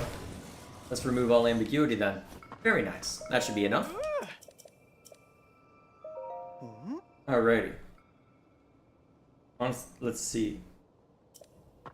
So, because I can be really picky, I can throw in all sorts of standards that, if there weren't so many games out, I probably wouldn't worry about as much. Because, given the way the industry is, sometimes you have to worry about how the product is sold to you, as well as how good the product actually is. And there's a few things I think about. So, if I'm playing a single-player game that has always online DRM on it, that's a no-go, because I don't want the game servers and my internet connection to be extra points of failure. If I'm going to be doing something that's free-to-play or a multiplayer focus, that's fine. That you would expect an internet connection at that point, since then they've got to make sure to be able to sell you on stuff. And most likely it's a live service thing that's not going to be around all the time anyway. But for single player, always online DRM, no go. Still never bought Diablo 3, will never buy outside of the console version that I was given a while back, and refused to buy Diablo 4 for the same reason. Stuff like Epic Game Store exclusivity is another one, because the way the Epic Game Store has been trying to compete is not by creating a better service, but by saying, hey, I'm going to take the games that were going to be popular on Steam, and I'm just going to drag them over to my service and say you have to, if you want them within the first year, you have to buy them from this store, which bothers the hell out of me. The whole idea of PC is, hey, do whatever you want, customize as much as you want, and then here comes along somebody else that says no. So, unfortunately, Kingdom Hearts, when it came to PC, Epic Game Store exclusive, for a ridiculous price. And I'm not willing to buy a PS4 just for a single game. Especially after the copyright strike bullshit that Sony pulled on account of The Last of Us 2's leaks. So, Kingdom Hearts eventually might be something that I eventually see to, but it is at the bottom of the list right now. I am in no rush to attend to it. Not at all. Alright, so we gotta get up there for it, huh? Wonder if it would be faster to climb or walk around. We'll just walk.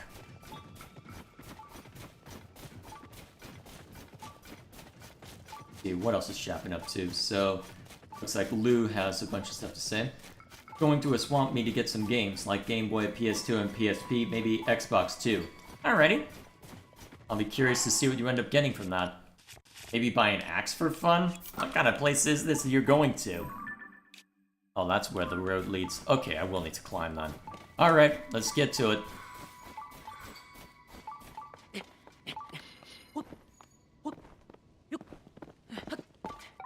Oh, to be fair, Square Enix has had just a weird relationship with PC for a very long time now.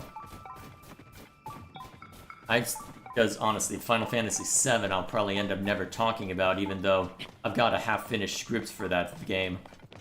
Because, well, the PC version is trash, and the remake was an Epic Game Store exclusive.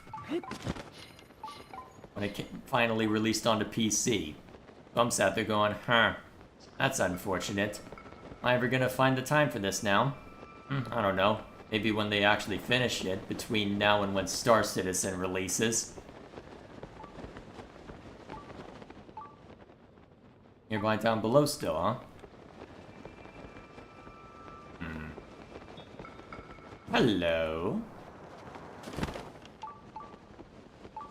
This looks promising. Alrighty. Although if this is marked as a cave, then there's bound to be... Actually, if you're... Excuse me while I burn you.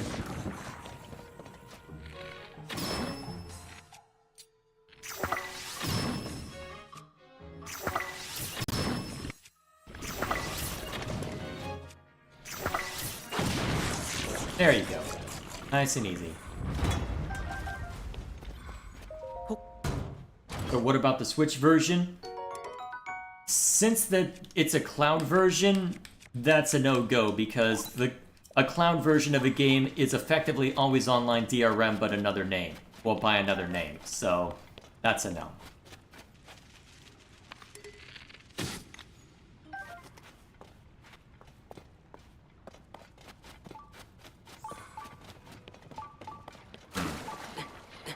Oh geez, that actually hurts me? Huh.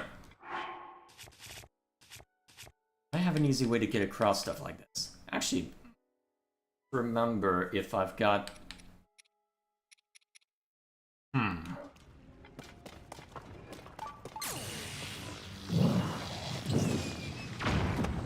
Shame I don't have the Cryonis effect anymore.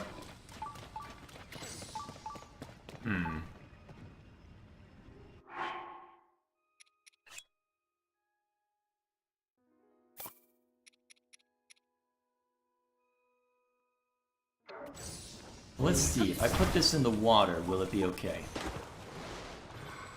Sort of.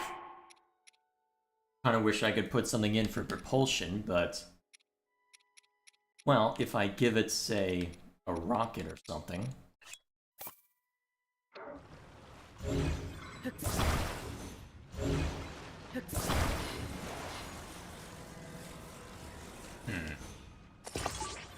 I wonder if this will actually work.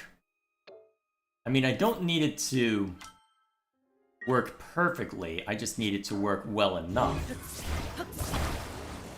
Alright, this is probably a really stupid idea, but you know what? For honor and glory! Okay, it was a stupid move. Stupid move! Stupid move! Stupid move! Hilarious move, but stupid. There we are. Yes, I am aware that Final Fantasy VII has a Switch version. In fact, if I go over to my list of games, I own it on Switch. I think I've gotten decently far in it on the Switch version as well. I was using it as a chance to replay it and make sure my understanding of the story was in good shape.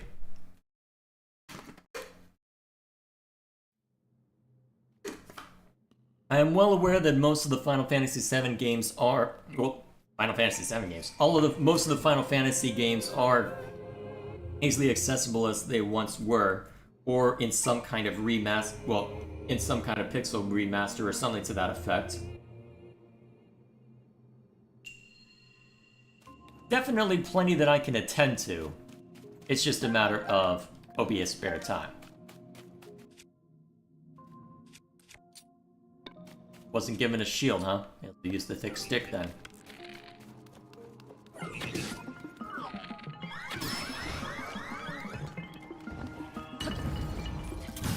Is there an easy way up to you?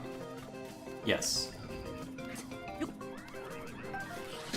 Ow. That actually hurt. Okay, that's starting to hurt. Okay. I haven't done one of these challenges in a while.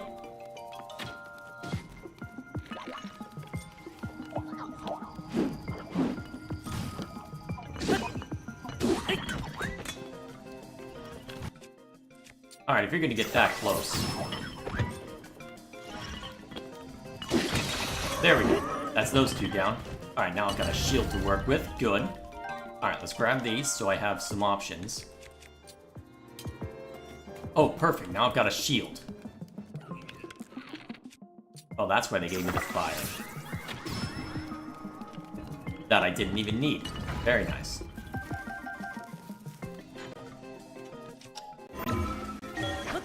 Alright, let's get up there.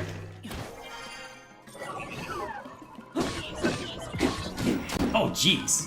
The stronger construct. Actually, if I've got... Zap it to give yourself time. There we go. Now we're cooking with gas. Okay. There's one above me, but let's take down the one that's more easily accessed right now.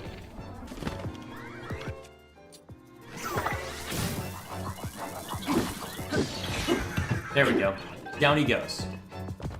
Barrel hammer? That's random. Alright, now I just need to get back up there.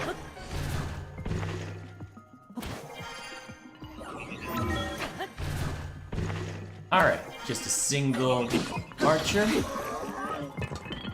Probably more than one archer up here. Yep. Ah, sucker.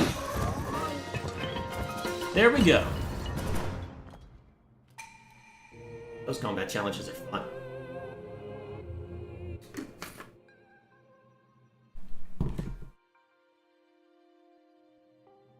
I posted this earlier, but you missed it earlier. Well, missed it at the, closer to the start of the stream, presumably. With all the company acquisitions, people are wanting Nintendo to buy companies, and that's really their thing. They prefer to collab. Your thoughts?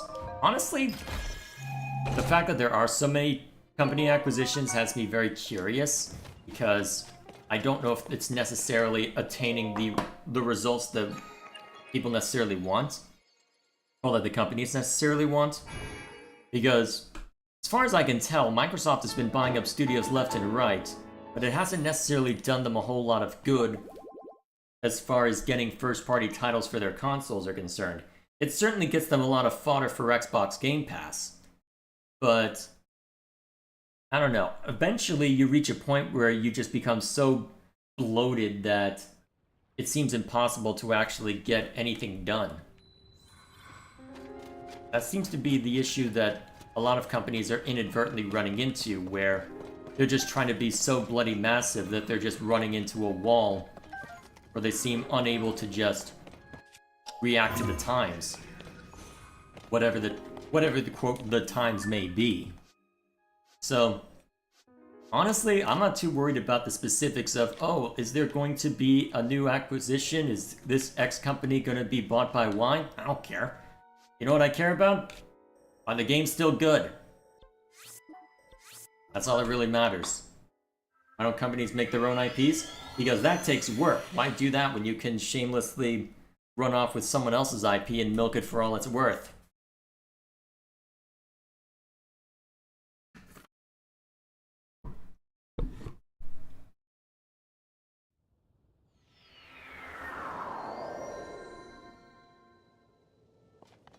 Seeing that Lou's going into detail on all the stuff that he's looking to get from what he's going to be up to soon.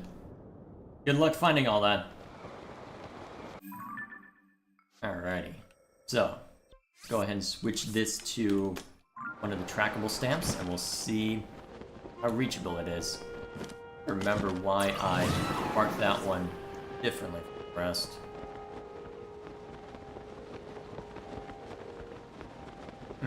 So there's a bit over there that I've yet to explore. Have I hit that shrine? Yes, I have. Wonder how many of the sky shrines I've missed, if any. It doesn't look like... Well, actually, there might be a shrine visible over there. I guess we'll find out before too long. Oh yeah, but if I'm gonna be up this high... Actually, no, I need to keep the cold resistance stuff in play. Even with Game Pass, I'm still too broke to buy games. Yeah.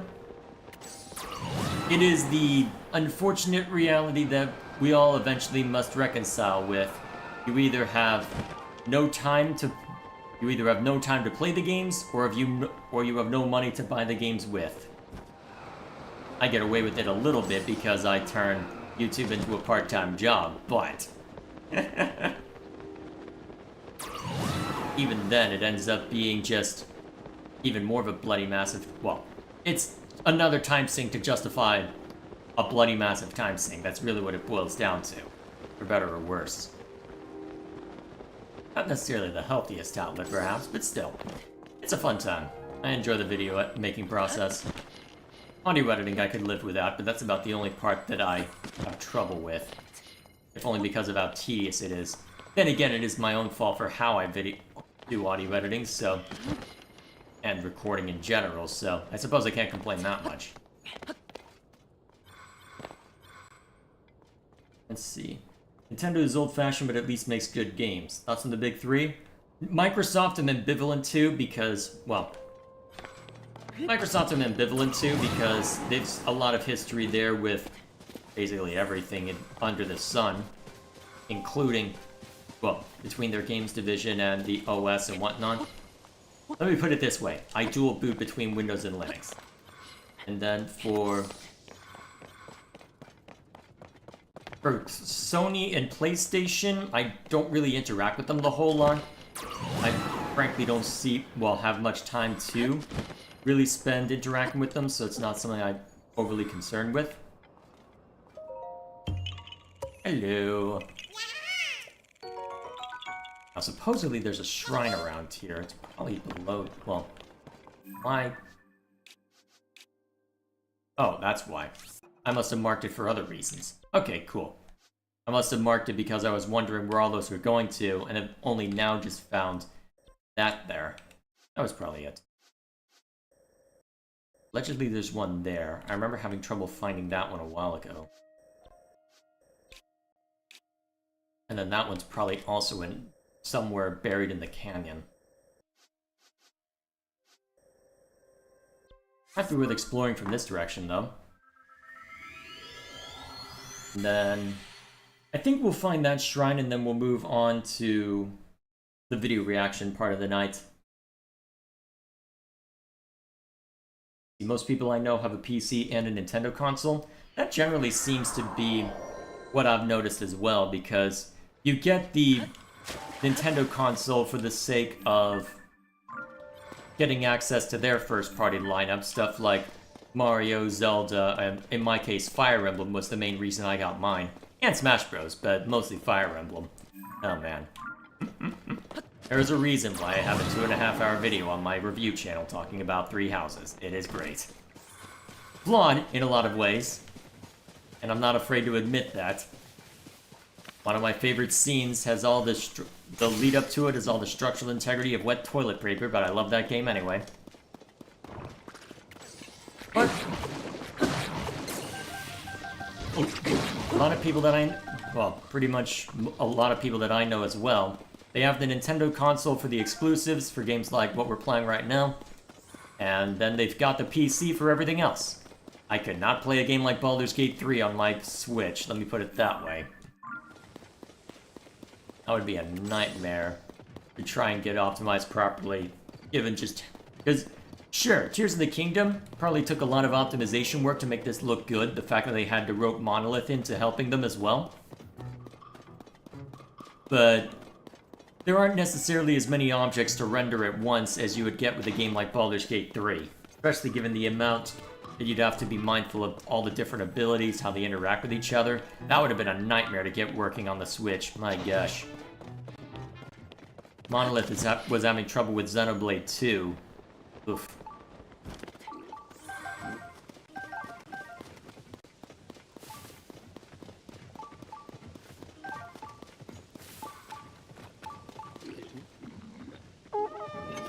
Oh, I don't have a bow equipped right now. It's broken.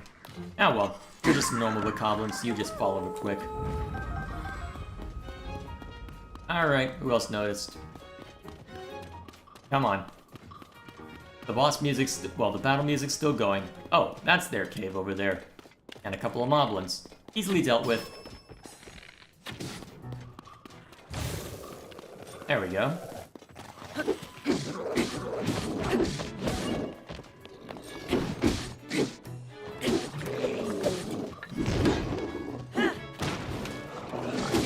Ow. At least they don't hurt that much. Why do I suck? Someone must have hit the choo-choo jelly. We collect that before the rest get hit. Oh, thanks for delivering him into my lap. Now die. There we go. Meanwhile... Oh, right, I need to equip a different bow. Rude! Now die. That was a quick draw, holy crap. Not the most potent, perhaps, but still. Nice. Finish your big 3 comment? I feel like I've said everything important there, because Nintendo, I mean, I bought a decent amount of their stuff. They've got a solid lineup for the most part, although I don't dip into nearly as much as most, given the fact that I pay more attention to games like Fire Emblem and Xenoblade over stuff like Mario, and even Zelda to some extent. PlayStation I don't pay much attention to, and don't really see a need to, given that, especially now that a lot of their games are ending up on PC anyway. Then Xbox, I don't know. I'm not too worried about it. Microsoft is just weird when it comes to everything, so I just keep a casual eye on it, but don't worry over much.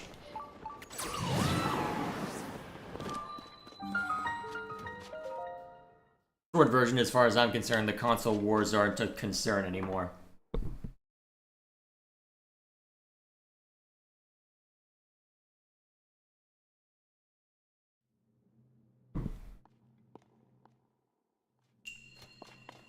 Well-timed cuts, huh?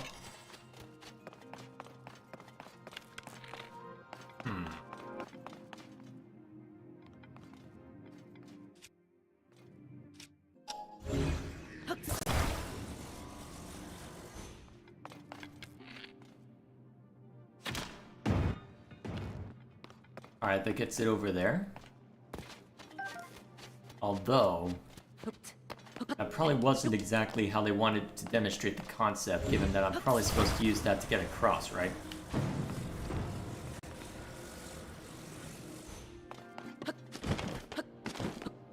Alright. Thoughts on the companies? Honestly, I don't have a strong opinion on PlayStation. I just don't have I just don't have much interest in them. Let's see. Microsoft, I'm ambivalent to. Nintendo, they have trouble when it comes to, well, ethical concerns, at least with respect to things like copyright. Although I'm more sensitive to that because YouTube nonsense. But for the most part, I like their games well enough.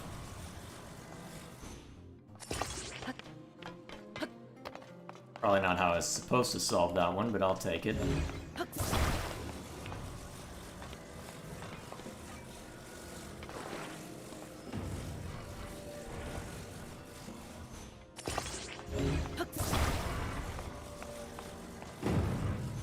There we are. Now, do I need to drag anything else along? Worst case scenario, I can always grab this just to be on the safe side. Come on, you. Going on an adventure.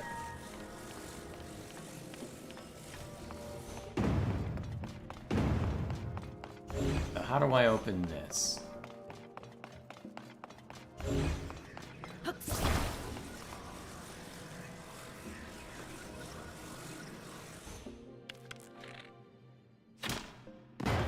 There we go.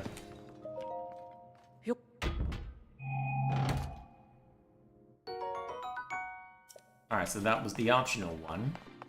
Where's the map? Ah, there's the map. Hang on a minute.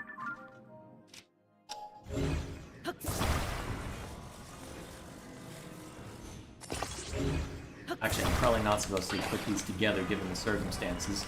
Presumably that's what this one's here for, right?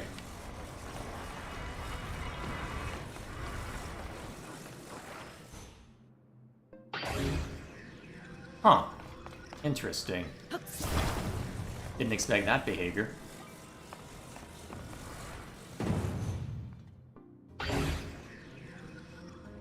Do I need to angle the camera differently? Or do I need to... Ooh, let's try... Actually, here's what we'll try this way.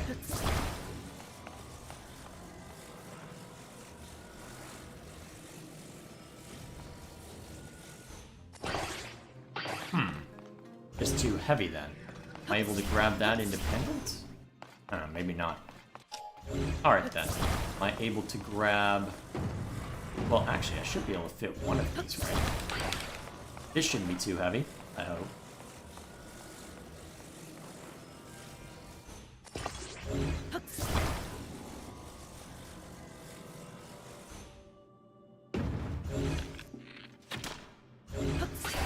Whoops.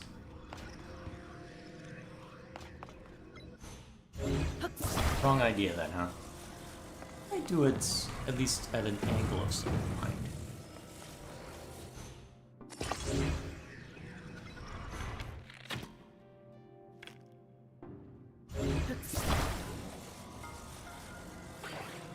Ah, no, breaks apart too soon.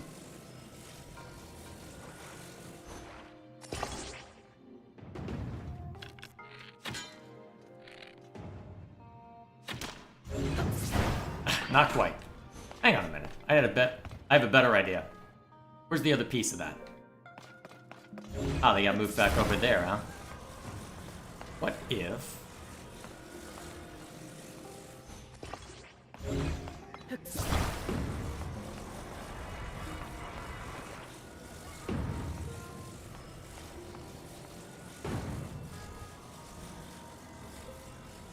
this could work, perhaps.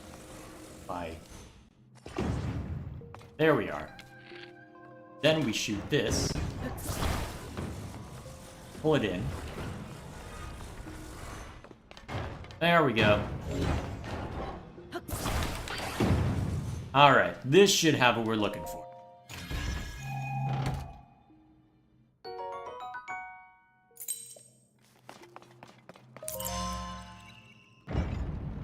Nice. Still not done, huh? Alright, now that we're at this point...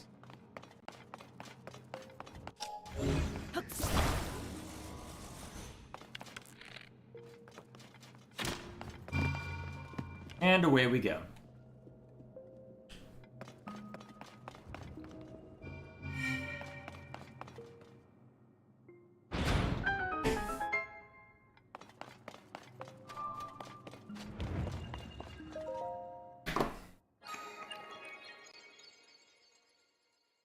Okay, now that that's done, I suppose we can go ahead and switch over to React mode.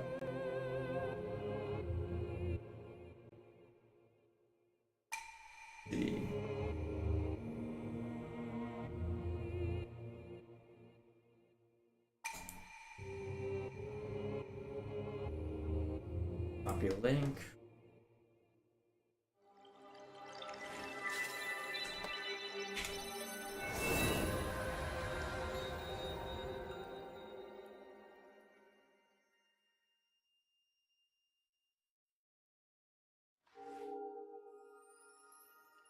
Alrighty. Let's see, is there one last thing I want to take care of before pressing ahead? Well, I can always just grab... Ooh, I can get 2 now.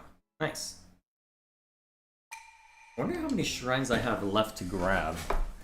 Let's see, I wonder, just based on the ones that I know are on the land, based on the light routes, how many are left? Let's see.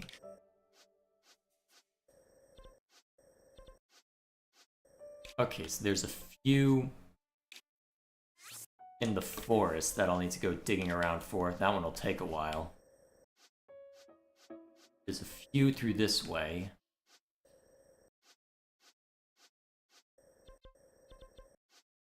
Looks like most of the ones around Zora's domain have been obtained. A few around Akala.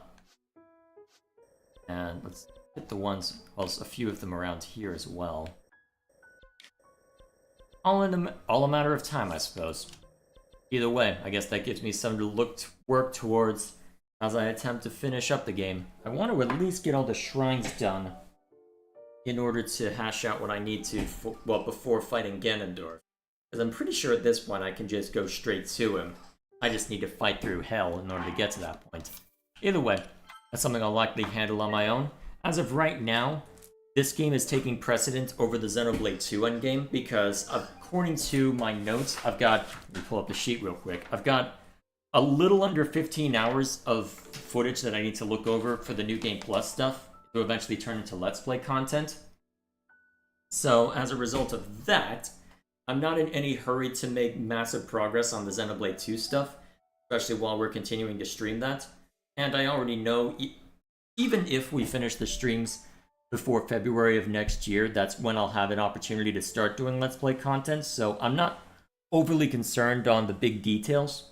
So, either way, we'll see how that ends up playing out. So, right now, Tears of the Kingdom is going to be a greater priority, although there is another game I need to spend my time, my offline hours focusing on as well, so we'll see how that goes. As for the schedule in the meanwhile, in case you're not interested in the React part of the video, of the stream, as of right now, let's see, with the conclusion of Wargroove 2 yesterday, I'm going to be reclaiming the Friday night slots for work on long-term projects geared toward the review channel.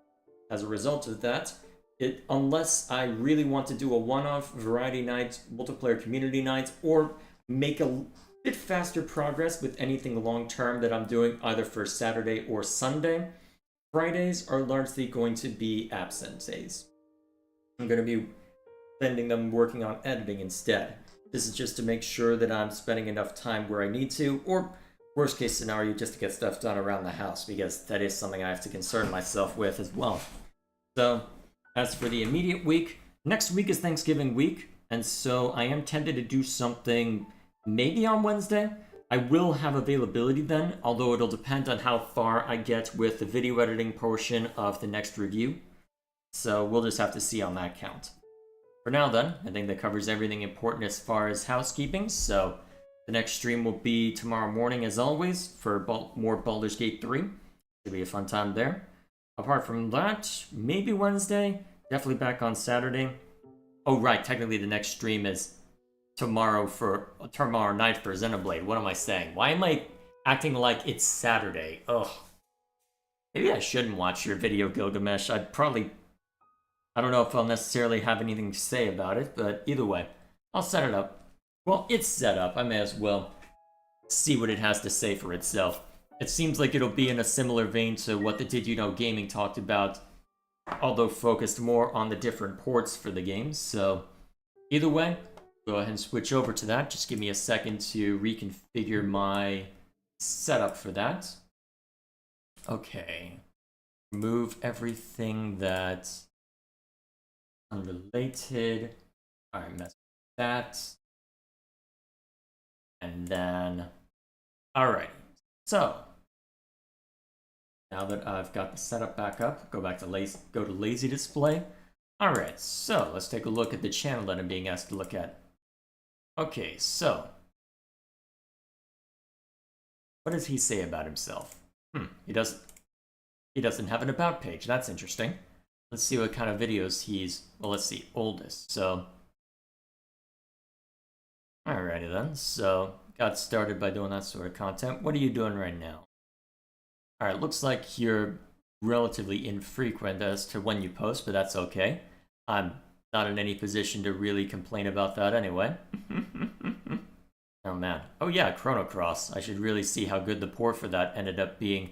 I heard there were mixed results on that count, but either way, actually seeing them side by side like that is interesting what they ended up improving, because that was back when I actually did attempt to make things work as far as, well, PlayStation emulation, which that was a nuisance to sort out, let me put it that way. Still, with that in mind, which version of Xenoblade should you play? So the Xenoblade ports and remaster. Alrighty, so let's go ahead and see what he has to say. Alright, desktop audio on. I'll set it to the usual -10. Let's see, turn closed captions on. What kind of closed captions do we have, actually? Auto-generated, huh? Well, even auto-generated's better than nothing, so let's take a look. When it comes to re-releases, remasters, and remakes, the target audience can be divided into two categories: people who have played the original and people who have never played it. Xenoblade Chronicles Definitive Edition makes great strides in welcoming newcomers, and with the game's rough history in the US, it makes sense to target players who have never played the game yet. So if you've never played Xenoblade Chronicles before, welcome. You've likely heard of how many regard the game as one of the best JRPGs of the 2010s. I haven't played enough of the JRPGs from the 2010s to make that assertion. It's certainly the most grindy of any JRPG I've ever played, though my experience of those are fairly limited, to be fair. So, yeah, I don't have enough information to comment on whether that's really fair, but either way. Tetsuya Takahashi is the executive director and writer for Xenoblade as well as the Xenosaga games. In the past, he's also worked on graphic design and direction for a number of early Squaresoft JRPGs. Now, Takahashi has done a number of key interviews that are all thankfully pretty concise and offer a glimpse into the development of each version of the game, so his name will be coming up a lot here. Xenoblade Chronicles can be found on 3 consoles: the Wii, 3DS, and Switch. Minimal editing thus far, but then again, I can hardly complain about that given my own videos. Let's see what he ends up having to say. We'll take a look at the history of the game, what each version has to offer, and how Definitive Edition came to be dubbed Definitive. Actually, yeah, that is an interesting way of framing it, because not remastered, not remake, definitive. You know what? Fair point to point out the difference in semantics. Let's see what you have to say about Xenoblade that. released in Japan in 2010, Europe in 2011, and the US in 2012. Like me, even as an avid Nintendo fan, if you were in the US, your first exposure to Shulk may have been his inclusion in Smash. You may not have known where he was even from, but that's okay. Nintendo of America was strangely adamant about not localizing Xenoblade, and when the game finally did come around to being released in the US, Nintendo of America used Nintendo of Europe's localization. Which is why a lot of the fan service likely stayed in place, but never mind me. Nintendo of America had barred the game from being shown at E3, giving way to the idea that the game may not see a North American release. A fan campaign started known as Operation Rainfall, which had the goal of raising awareness for Xenoblade, The Last Story, and Pandora's Tower, 3 Wii-exclusive JRPGs. After much campaigning, all 3 games, including Xenoblade, were finally coming to North America, but Xenoblade was only to be sold exclusively at GameStop and Wait, hang on, what? the Nintendo store in New York City. What? Why that specific? That is the most random place in order to, well, okay, to be fair, if someone is truly dedicated, they will go through that effort to grab it, but that is insane. Now, when you saw how Shulk looked in his own game, you may have been taken aback compared to his Smash appearance. Monolith is no stranger to making compromises for their vision. Xenoblade pushed the Wii hardware to its limits in order to achieve its staggering wide landscapes. The game runs at 480p and achieves a mostly stable 30 FPS, but it did have dips throughout, mostly during combat. Well, where else would the dips be caused?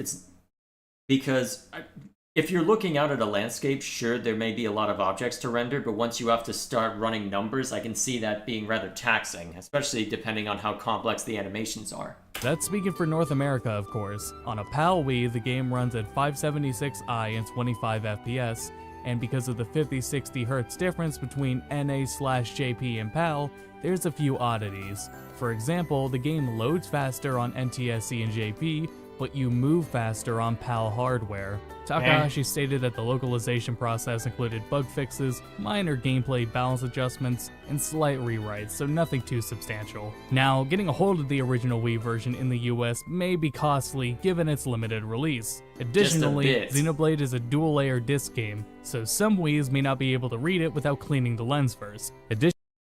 How complex is cleaning that lens, I wonder?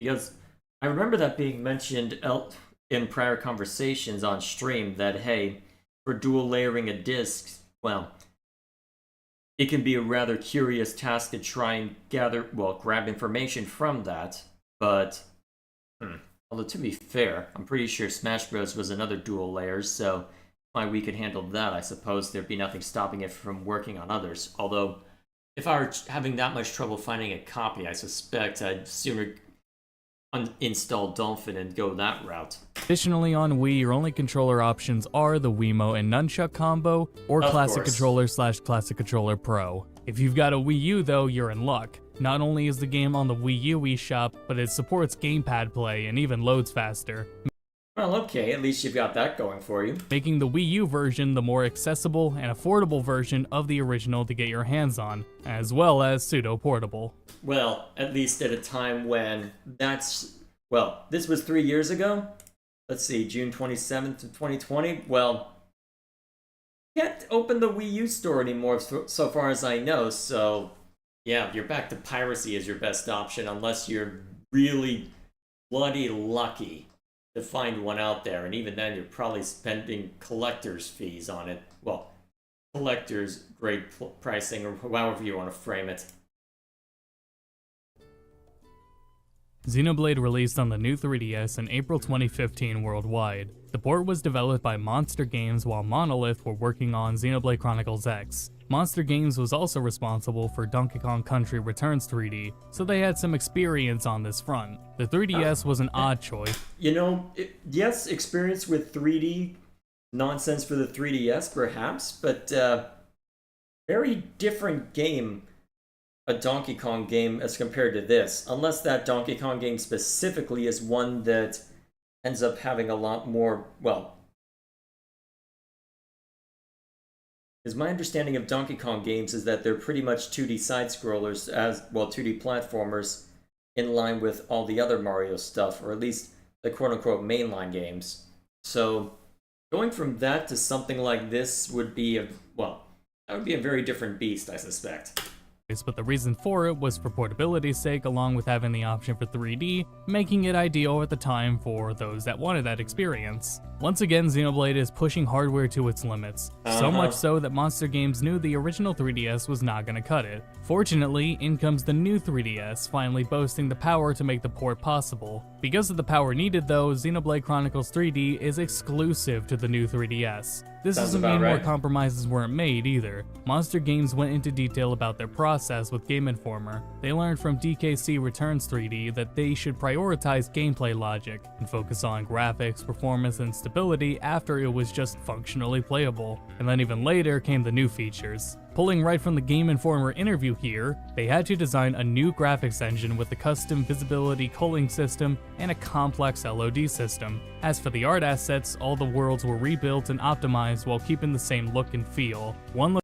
To completely rebuild it from scratch, at that point, that's not a port, that's just insane. Location in particular that was pretty late into the game had to be redone several times over due to how high poly it was. Additionally, there's no dual audio option anymore, slower loading, and there aren't actually any bug fixes, as Monster Games focused on the new bugs introduced during the porting process first and foremost. Now, the UI can mostly be found on the bottom screen, making it a tad more intuitive and slightly cleaned up, but overall remained faithful to the original game's UI design.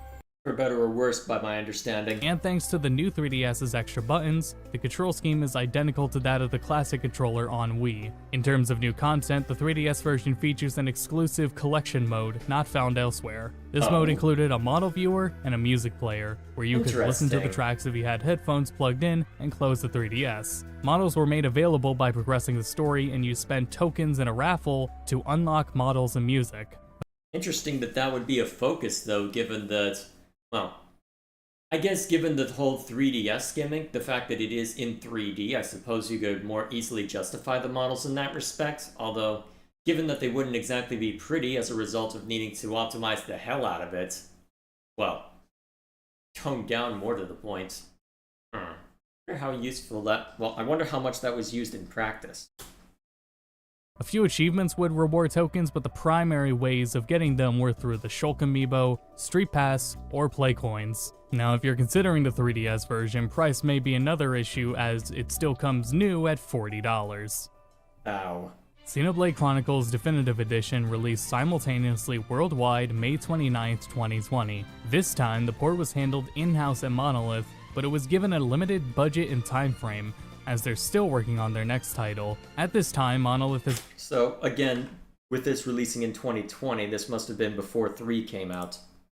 made 2 more Xenoblade games since the first, and with the added experience under their belt, they brought a lot of changes found in those games into Definitive Edition, as well as changes to bring some consistency between the games. Definitive Edition introduces an event viewer that lets you replay cutscenes, time attack challenges that enable you to, later in the game, purchase new armor and rarer materials that you'd otherwise have to find, and an extra epilogue scenario known as Futures Connected, which takes place on the Biona's shoulder that was cut from the original game. This isn't as substantial as Torna was for Xenoblade 2, which was a paid expansion. It's not as long, it doesn't change gameplay as radically. When it comes to gameplay change, Although, it wasn't that, well,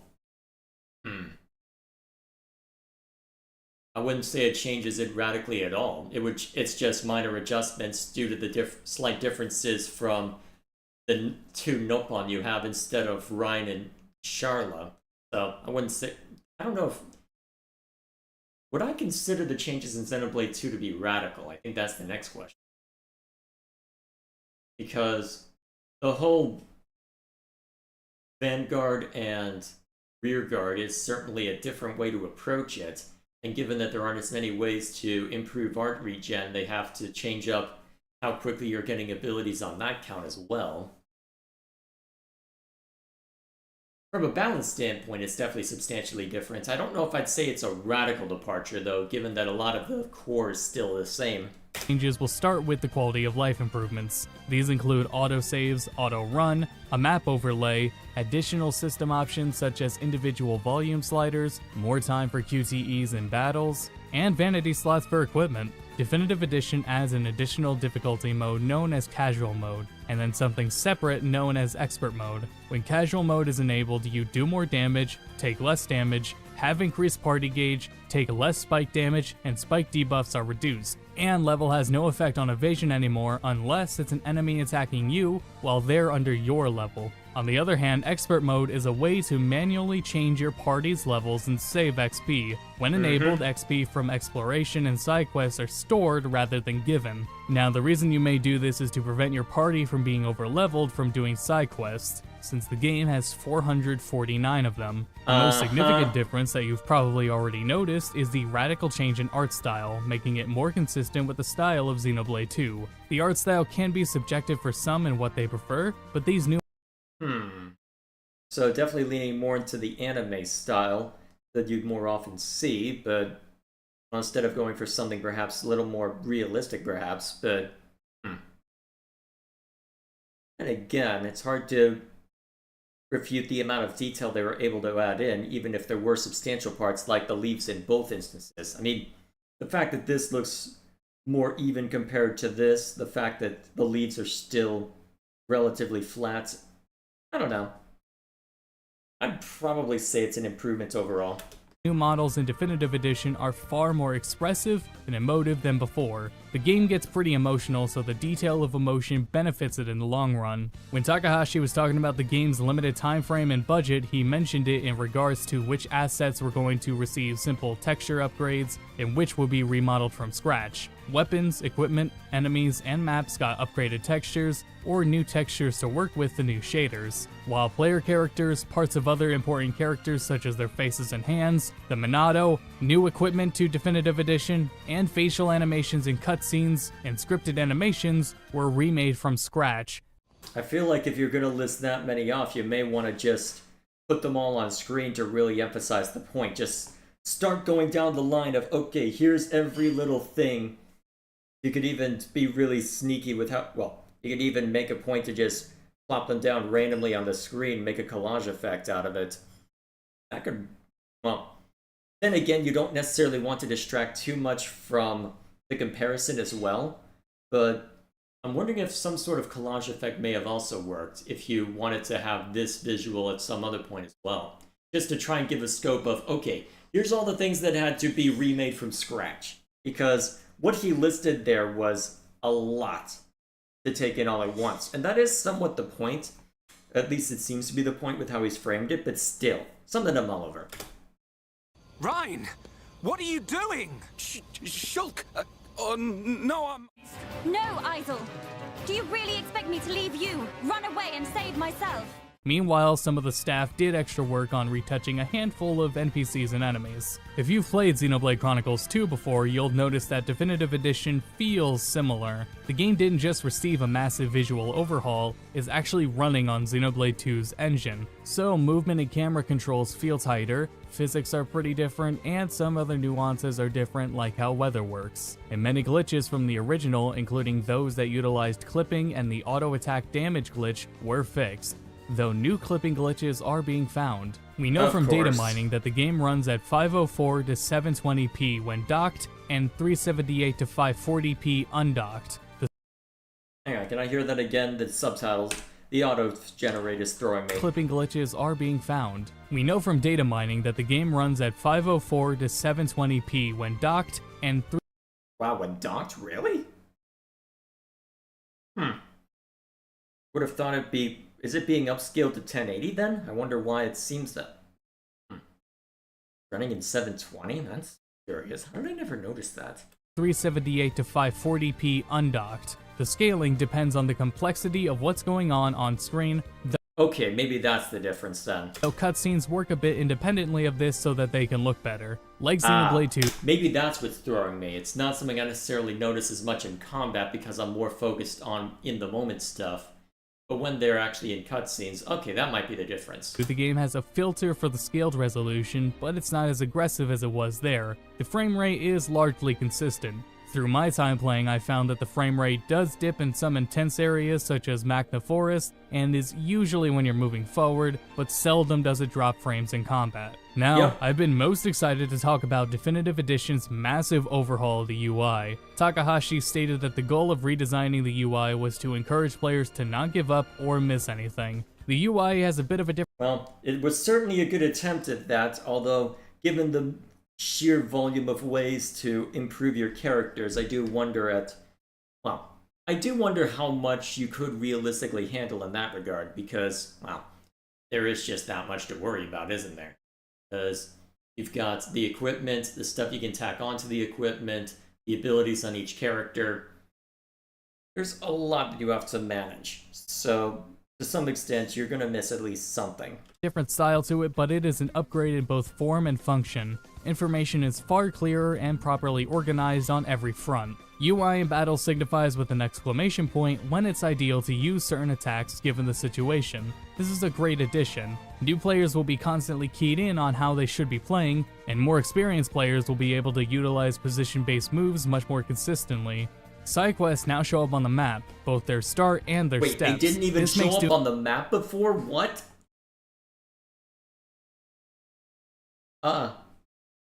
Okay, note to self, don't worry about Wii version. Doing them far more accessible and easier to manage, which in return warrants expert mode further. The only issue I can see with this is if you don't plan to do side quests, the markers can't be turned off, so it's a bit of UI clutter that may annoy you. At the very least, I think they're worth picking up and doing if they're along your path. The navigation UI in Definitive Edition is the best Monolith has done so far. The compass and UI in the original Xenoblade and Xenoblade 2 could be unreliable, inconsistent, and sometimes just weren't there. Definitive Edition shows a dotted path towards your marked objective, and you can track any side quest or main quest objective.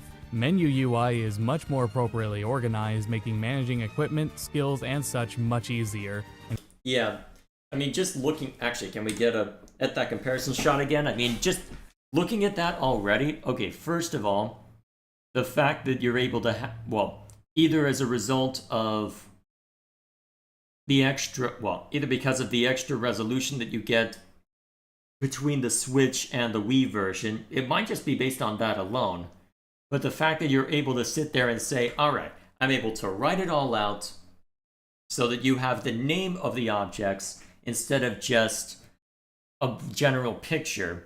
And then I can also pair that with a specific a specific statistic that you're worried about. Already, that's a major improvement. Much more appropriately organized, making managing equipment, skills, and such much easier. And sorting items is more efficient thanks to the introduction of filtering and favoriting items, and these things even make shopping easier. Additionally, Colony 6 Reconstruction is conveniently found on the quest log screen. All of these UI changes and additions make for a far more accessible experience and are invaluable to newcomers. Definitive Edition comes with both original and rearranged soundtrack options, and you can set them independently for field or for battle.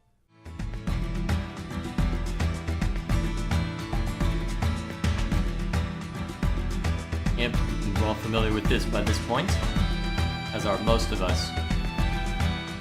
Although, it's curious to see what kind of changes were made there, because apart from major changes to the composition, such as with time to fight, a lot of them just seem to be a matter of, okay, I want to bring out more of the unique instruments, and so we're going to be much more deliberate on that count.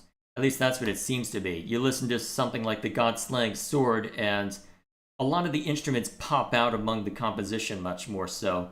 Not sure how to describe it beyond that, but interesting to see that that ended up being their focus, broadly speaking. And so far as I know, not everything got rearranged either, so they didn't necessarily need to pop everything out. Although, I'd be curious to see if he actually normalized these to make sure that they actually are at about the same volume to give a proper comparison. Because it certainly sounds louder, but, well...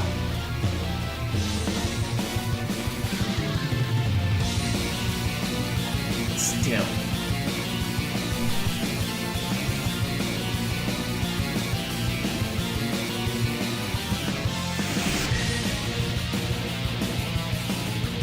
It's a long period of time to be using for the for an OST comparison. Here's that he's using so much of the, well, so much to compare against. I feel this might be a bit overkill for what exactly you need to show the point, but because I'm trying to do this myself, but then again, you're the one who has views relative to me. And again, I don't think you needed to go beyond, well, at least, well, if you were going to show off, you will know our names, I feel like this is the important part that you need to show off more so than the introductory part. Not every track was actually rearranged, but a good handful of classics and more important tracks were. The rest were simply remasters of their original recordings. Additionally, some tracks that had to match up the cutscene moments weren't rearranged as to not ruin the timing of them. The one exception was, of course, engaging the enemy. Xenoblade Chronicles is a long game. Your choice of platform can be pretty important as you don't want to get so far into it and then wish you started on another version. With this look at all of the versions and their histories still comes some subjective preferences. The game does harken back to PS2 era JRPGs, and that seriously may be the look some people prefer even if it lacks detail. I think, personally, based solely on graphics, if I only had a smaller CRT, I'd go with the original, but on a larger TV, I'd stick to Definitive. But we really cannot undermine how important all of the changes Definitive Edition brings are, regardless of visual preference. There are a ton of quality of life changes made in Definitive Edition that can seal the deal for many who may otherwise have trouble committing to the game. That's all I've got for this video. A special thank you to Chugga Conroy for providing high quality 3DS footage, and to the Xeno speedrunning community for documenting some differences I mentioned here. If you want to support me, you can find me on Patreon, and if you want to keep up to date on projects, then follow me on Twitter. Till next time, thank you for watching. Alright, fair enough. So, there's the video. Alright then. So we need to worry about before the end? Probably not. Oh, hang on a second. Get out of here. Autoplay whenever I'm in incognito mode. Gotta love it. Either way, I suppose that'll be all for now then. So, I'll go ahead and catch up with chat, and then we will call it a night. Sure that I've got everything important from that. Alright. This. Alrighty. See, so looking at something from Lou. So many buttons to map in PC? Yes, that's why I like it. I have to break my fingers to reach a key to sprint, and I spend 6 hours remapping the controls. Sounds like a personal problem. I hate laptop designs in the inside, depends on which one, though. Some are easy to take apart and upgrade and fix, but others they make impossible to open. Yeah. If you're trying to mess with the innards, yeah, that's a crapshoot as to whether you'll actually be able to, given the circumstances. Let's see. Also, shout out to, so getting back to Gilgamesh, I hate Apple products. Yeah. Well, I'm ambivalent to Apple products. The main reason why I don't worry about them is one, they tend to be overpriced for what I need. And for another, if you buy an Apple product, you are buying into the Apple system just as much as you are into the product itself, which means good luck trying to get anything outside of that system. I very much like my computer, which I'm able to dual boot into Windows and Linux. I very much like the fact that I can buy something on Bandcamp from an indie composer and just, well, especially for the video games I got, just bought the Wargroove 2 soundtrack today just so I have it on, to have on hand for when I review that game and to just to listen to. I like some of the tracks on there, even if a lot of them tragically blended together a bit in my mind. But regardless of that, well, I try to avoid Apple where I can as a result. Also, how's the game industry in your opinion? The AAA industry seems like it's spinning its wheels right now. Nintendo seems to be doing okay by virtue of the fact that they've got a wide enough breadth and largely aren't engaging in trend chasing, which means they don't have to worry about being the best and brightest. And they also I don't know if it's just a matter of more effectively budgeting for what exactly they're doing, but the impression I get is that AAA companies have been either so gung-ho about marketing or just trying to go with the assumption that bigger is better, that they're starting to choke on all the excess, if they haven't been choking already. Because, well, what's the quote? 2 men in a room can accomplish more than 100 in that same room. Because it's something I think Daniel Vavra of Warhorse Studio, his studio that made Kingdom Come Deliverance, effectively warned of that back in, I want to say 2012, long before, a couple of years before Kingdom Come Deliverance was released, just saying, hey, you're letting things get really bloated, this is going to come back to bite you in the ass. And seeing how Modern Warfare 3, well, what they're calling Modern Warfare 3 in current year of our Lord 2023, seeing how well received that's been, would not surprise me if that's been a major contention. And honestly, that might be the same reason why Starfield hasn't had the same, I guess, why it hasn't been doing as well as Baldur's Gate 3, with that being the main comparison point. Because Larian is technically AAA in that they have hundreds of employees, but the way I've heard it described is that they've refined what they're doing down to a science and have really built up the technology to support it. So, because they had much more clear direction instead of just follow trend or make sure that business suit is happy as far as monetization is concerned, it seems that they've been doing a lot better. And it is a flash in the pan, but then people realize, hang on a minute, this is what a complete game feels like. And this is a team that, well, has been able to do quite well for themselves and has been working up to the point where they could refine it to where it's been working quite well. So, the AAA industry, I would not be surprised especially if and when a major recession hits, if there isn't a lot of fat trimmed off the top, if not outright. The indie scene, though, there's enough people creating in there and a lot of novel ideas coming out of it, and more to the point, a lot of unique spins thrown on stuff that already exists. Even if the AAA industry, including Nintendo, were just to keel over and die tomorrow, the games industry will be fine. Steam has allowed, back when Steam was more of a walled garden, it was a kingmaker for indie games. And even now, given the sheer amount of ability to just search for something, Steam alone has absolutely earned its reputation as the monopolistic force within PC gaming. So they'll be fine. They will be just... The indie sphere, the gaming industry as a whole will be just fine. Even if everything were to just fall over and break tomorrow. Let's see. What else has chat been saying? I hate laptop designs in the inside depending on which one... Oh, right, I had already read that. Make it impossible to open. Axe of Gilgamesh. I hear Fire Emblem 4 is more popular in the Western fanbase than Japan. In Japanese, the Arsena games are more popular. I'm not sure what you're referring to on those. Can you list out the games specifically?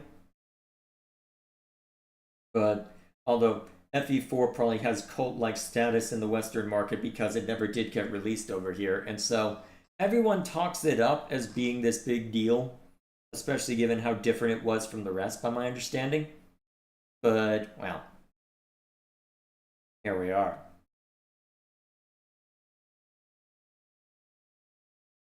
What else is chat? Alright, and let's see. More Xenogears propaganda, including some that has been said before. Some more game. Oh, Arcania. I see. So, Marth's games. Fair enough. Let's see. Are retro games cheap in y'all's area? I have not checked. Because I would assume not, given that they're collector's items by this point, so either way. For now then, I suppose that reaches the end of our time with this. So, once again, reiterate how the schedule's going to look. The usual stream schedule should be in place for the rest of this weekend. So for tomorrow, that'll be Xenoblade 2 tomorrow night as we continue going through the Torna DLC. Following that, it'll be Baldur's Gate 3 in the morning, now that we've reached Act 3 and are rapidly approaching rapidly approaching the climax in that one, although rapidly approaching probably means that we've got 8 more streams to go to get through all that. Honestly, at the rate I'm going, I'll probably end up finished with both Xenoblade 2 and Baldur's Gate 3 at around the same time, at least relative to streams. I'll probably back off on the Sunday morning streams once that occurs, because I don't unless I have another game that is going to be more long-winded that I want to be doing. I already have a game in mind once Xenoblade 2 is done, though I'm keeping that one a mystery for now. Otherwise, let's see. Although I don't expect to need that one until at some point next year. So, with that in mind, just as a reminder for how things are going to look, Wednesday will continue to be a flexible slot. After this stream, Friday is also going to be treated as a flexible slot, although less so because while I am around more often on Fridays, I also want to have a dedicated night where I can sit down and focus more exclusively on just working on video editing stuff. I've got a long-term project in a massive Fire Emblem Warriors 3 Hopes review that's, well, it's gonna take a while to get that one wrapped up, so I need to dedicate some time explicitly in a week to focus on that, independent of all the other stuff I'm working on. With Thanksgiving week happening next week, I will definitely have time for something on Wednesday, though I'm not sure what as of yet. And Friday I'll probably leave alone because I'll want to try and recover from whatever shenanigans happen on Thanksgiving Day. So, from there, the schedule should be relatively consistent as we look at December. I don't expect there to be any major upheaval, although I may back off a little bit on the flexible nights in order to make sure that I've got enough time for making sure that I'm good to go as far as the videos I want to release on the review channel, but we will address that when the time comes. For now then, that'll be all from me. So, what else? Is there anything more from chat? Looks like Lou just commenting on the Call of Duty games, so still stuck with Cold War. Wonder how, well, good game on that one. Alright, fair enough. I don't keep up with Call of Duty, I only hear things secondhand, sadly. I wonder how the other Call of Duty games are. I heard Vanguard was a flop, so I didn't buy it. Well, whether it was a flop and whether it was a critical success aren't necessarily the same. Well, critical failure, I should say, aren't necessarily the same thing, but either way. Regardless, next time I see you will be the Xenoblade 2 stream. So, till then, thank you all for stopping by. I hope this was entertaining for you all. And I will see you all later. I definitely need to go.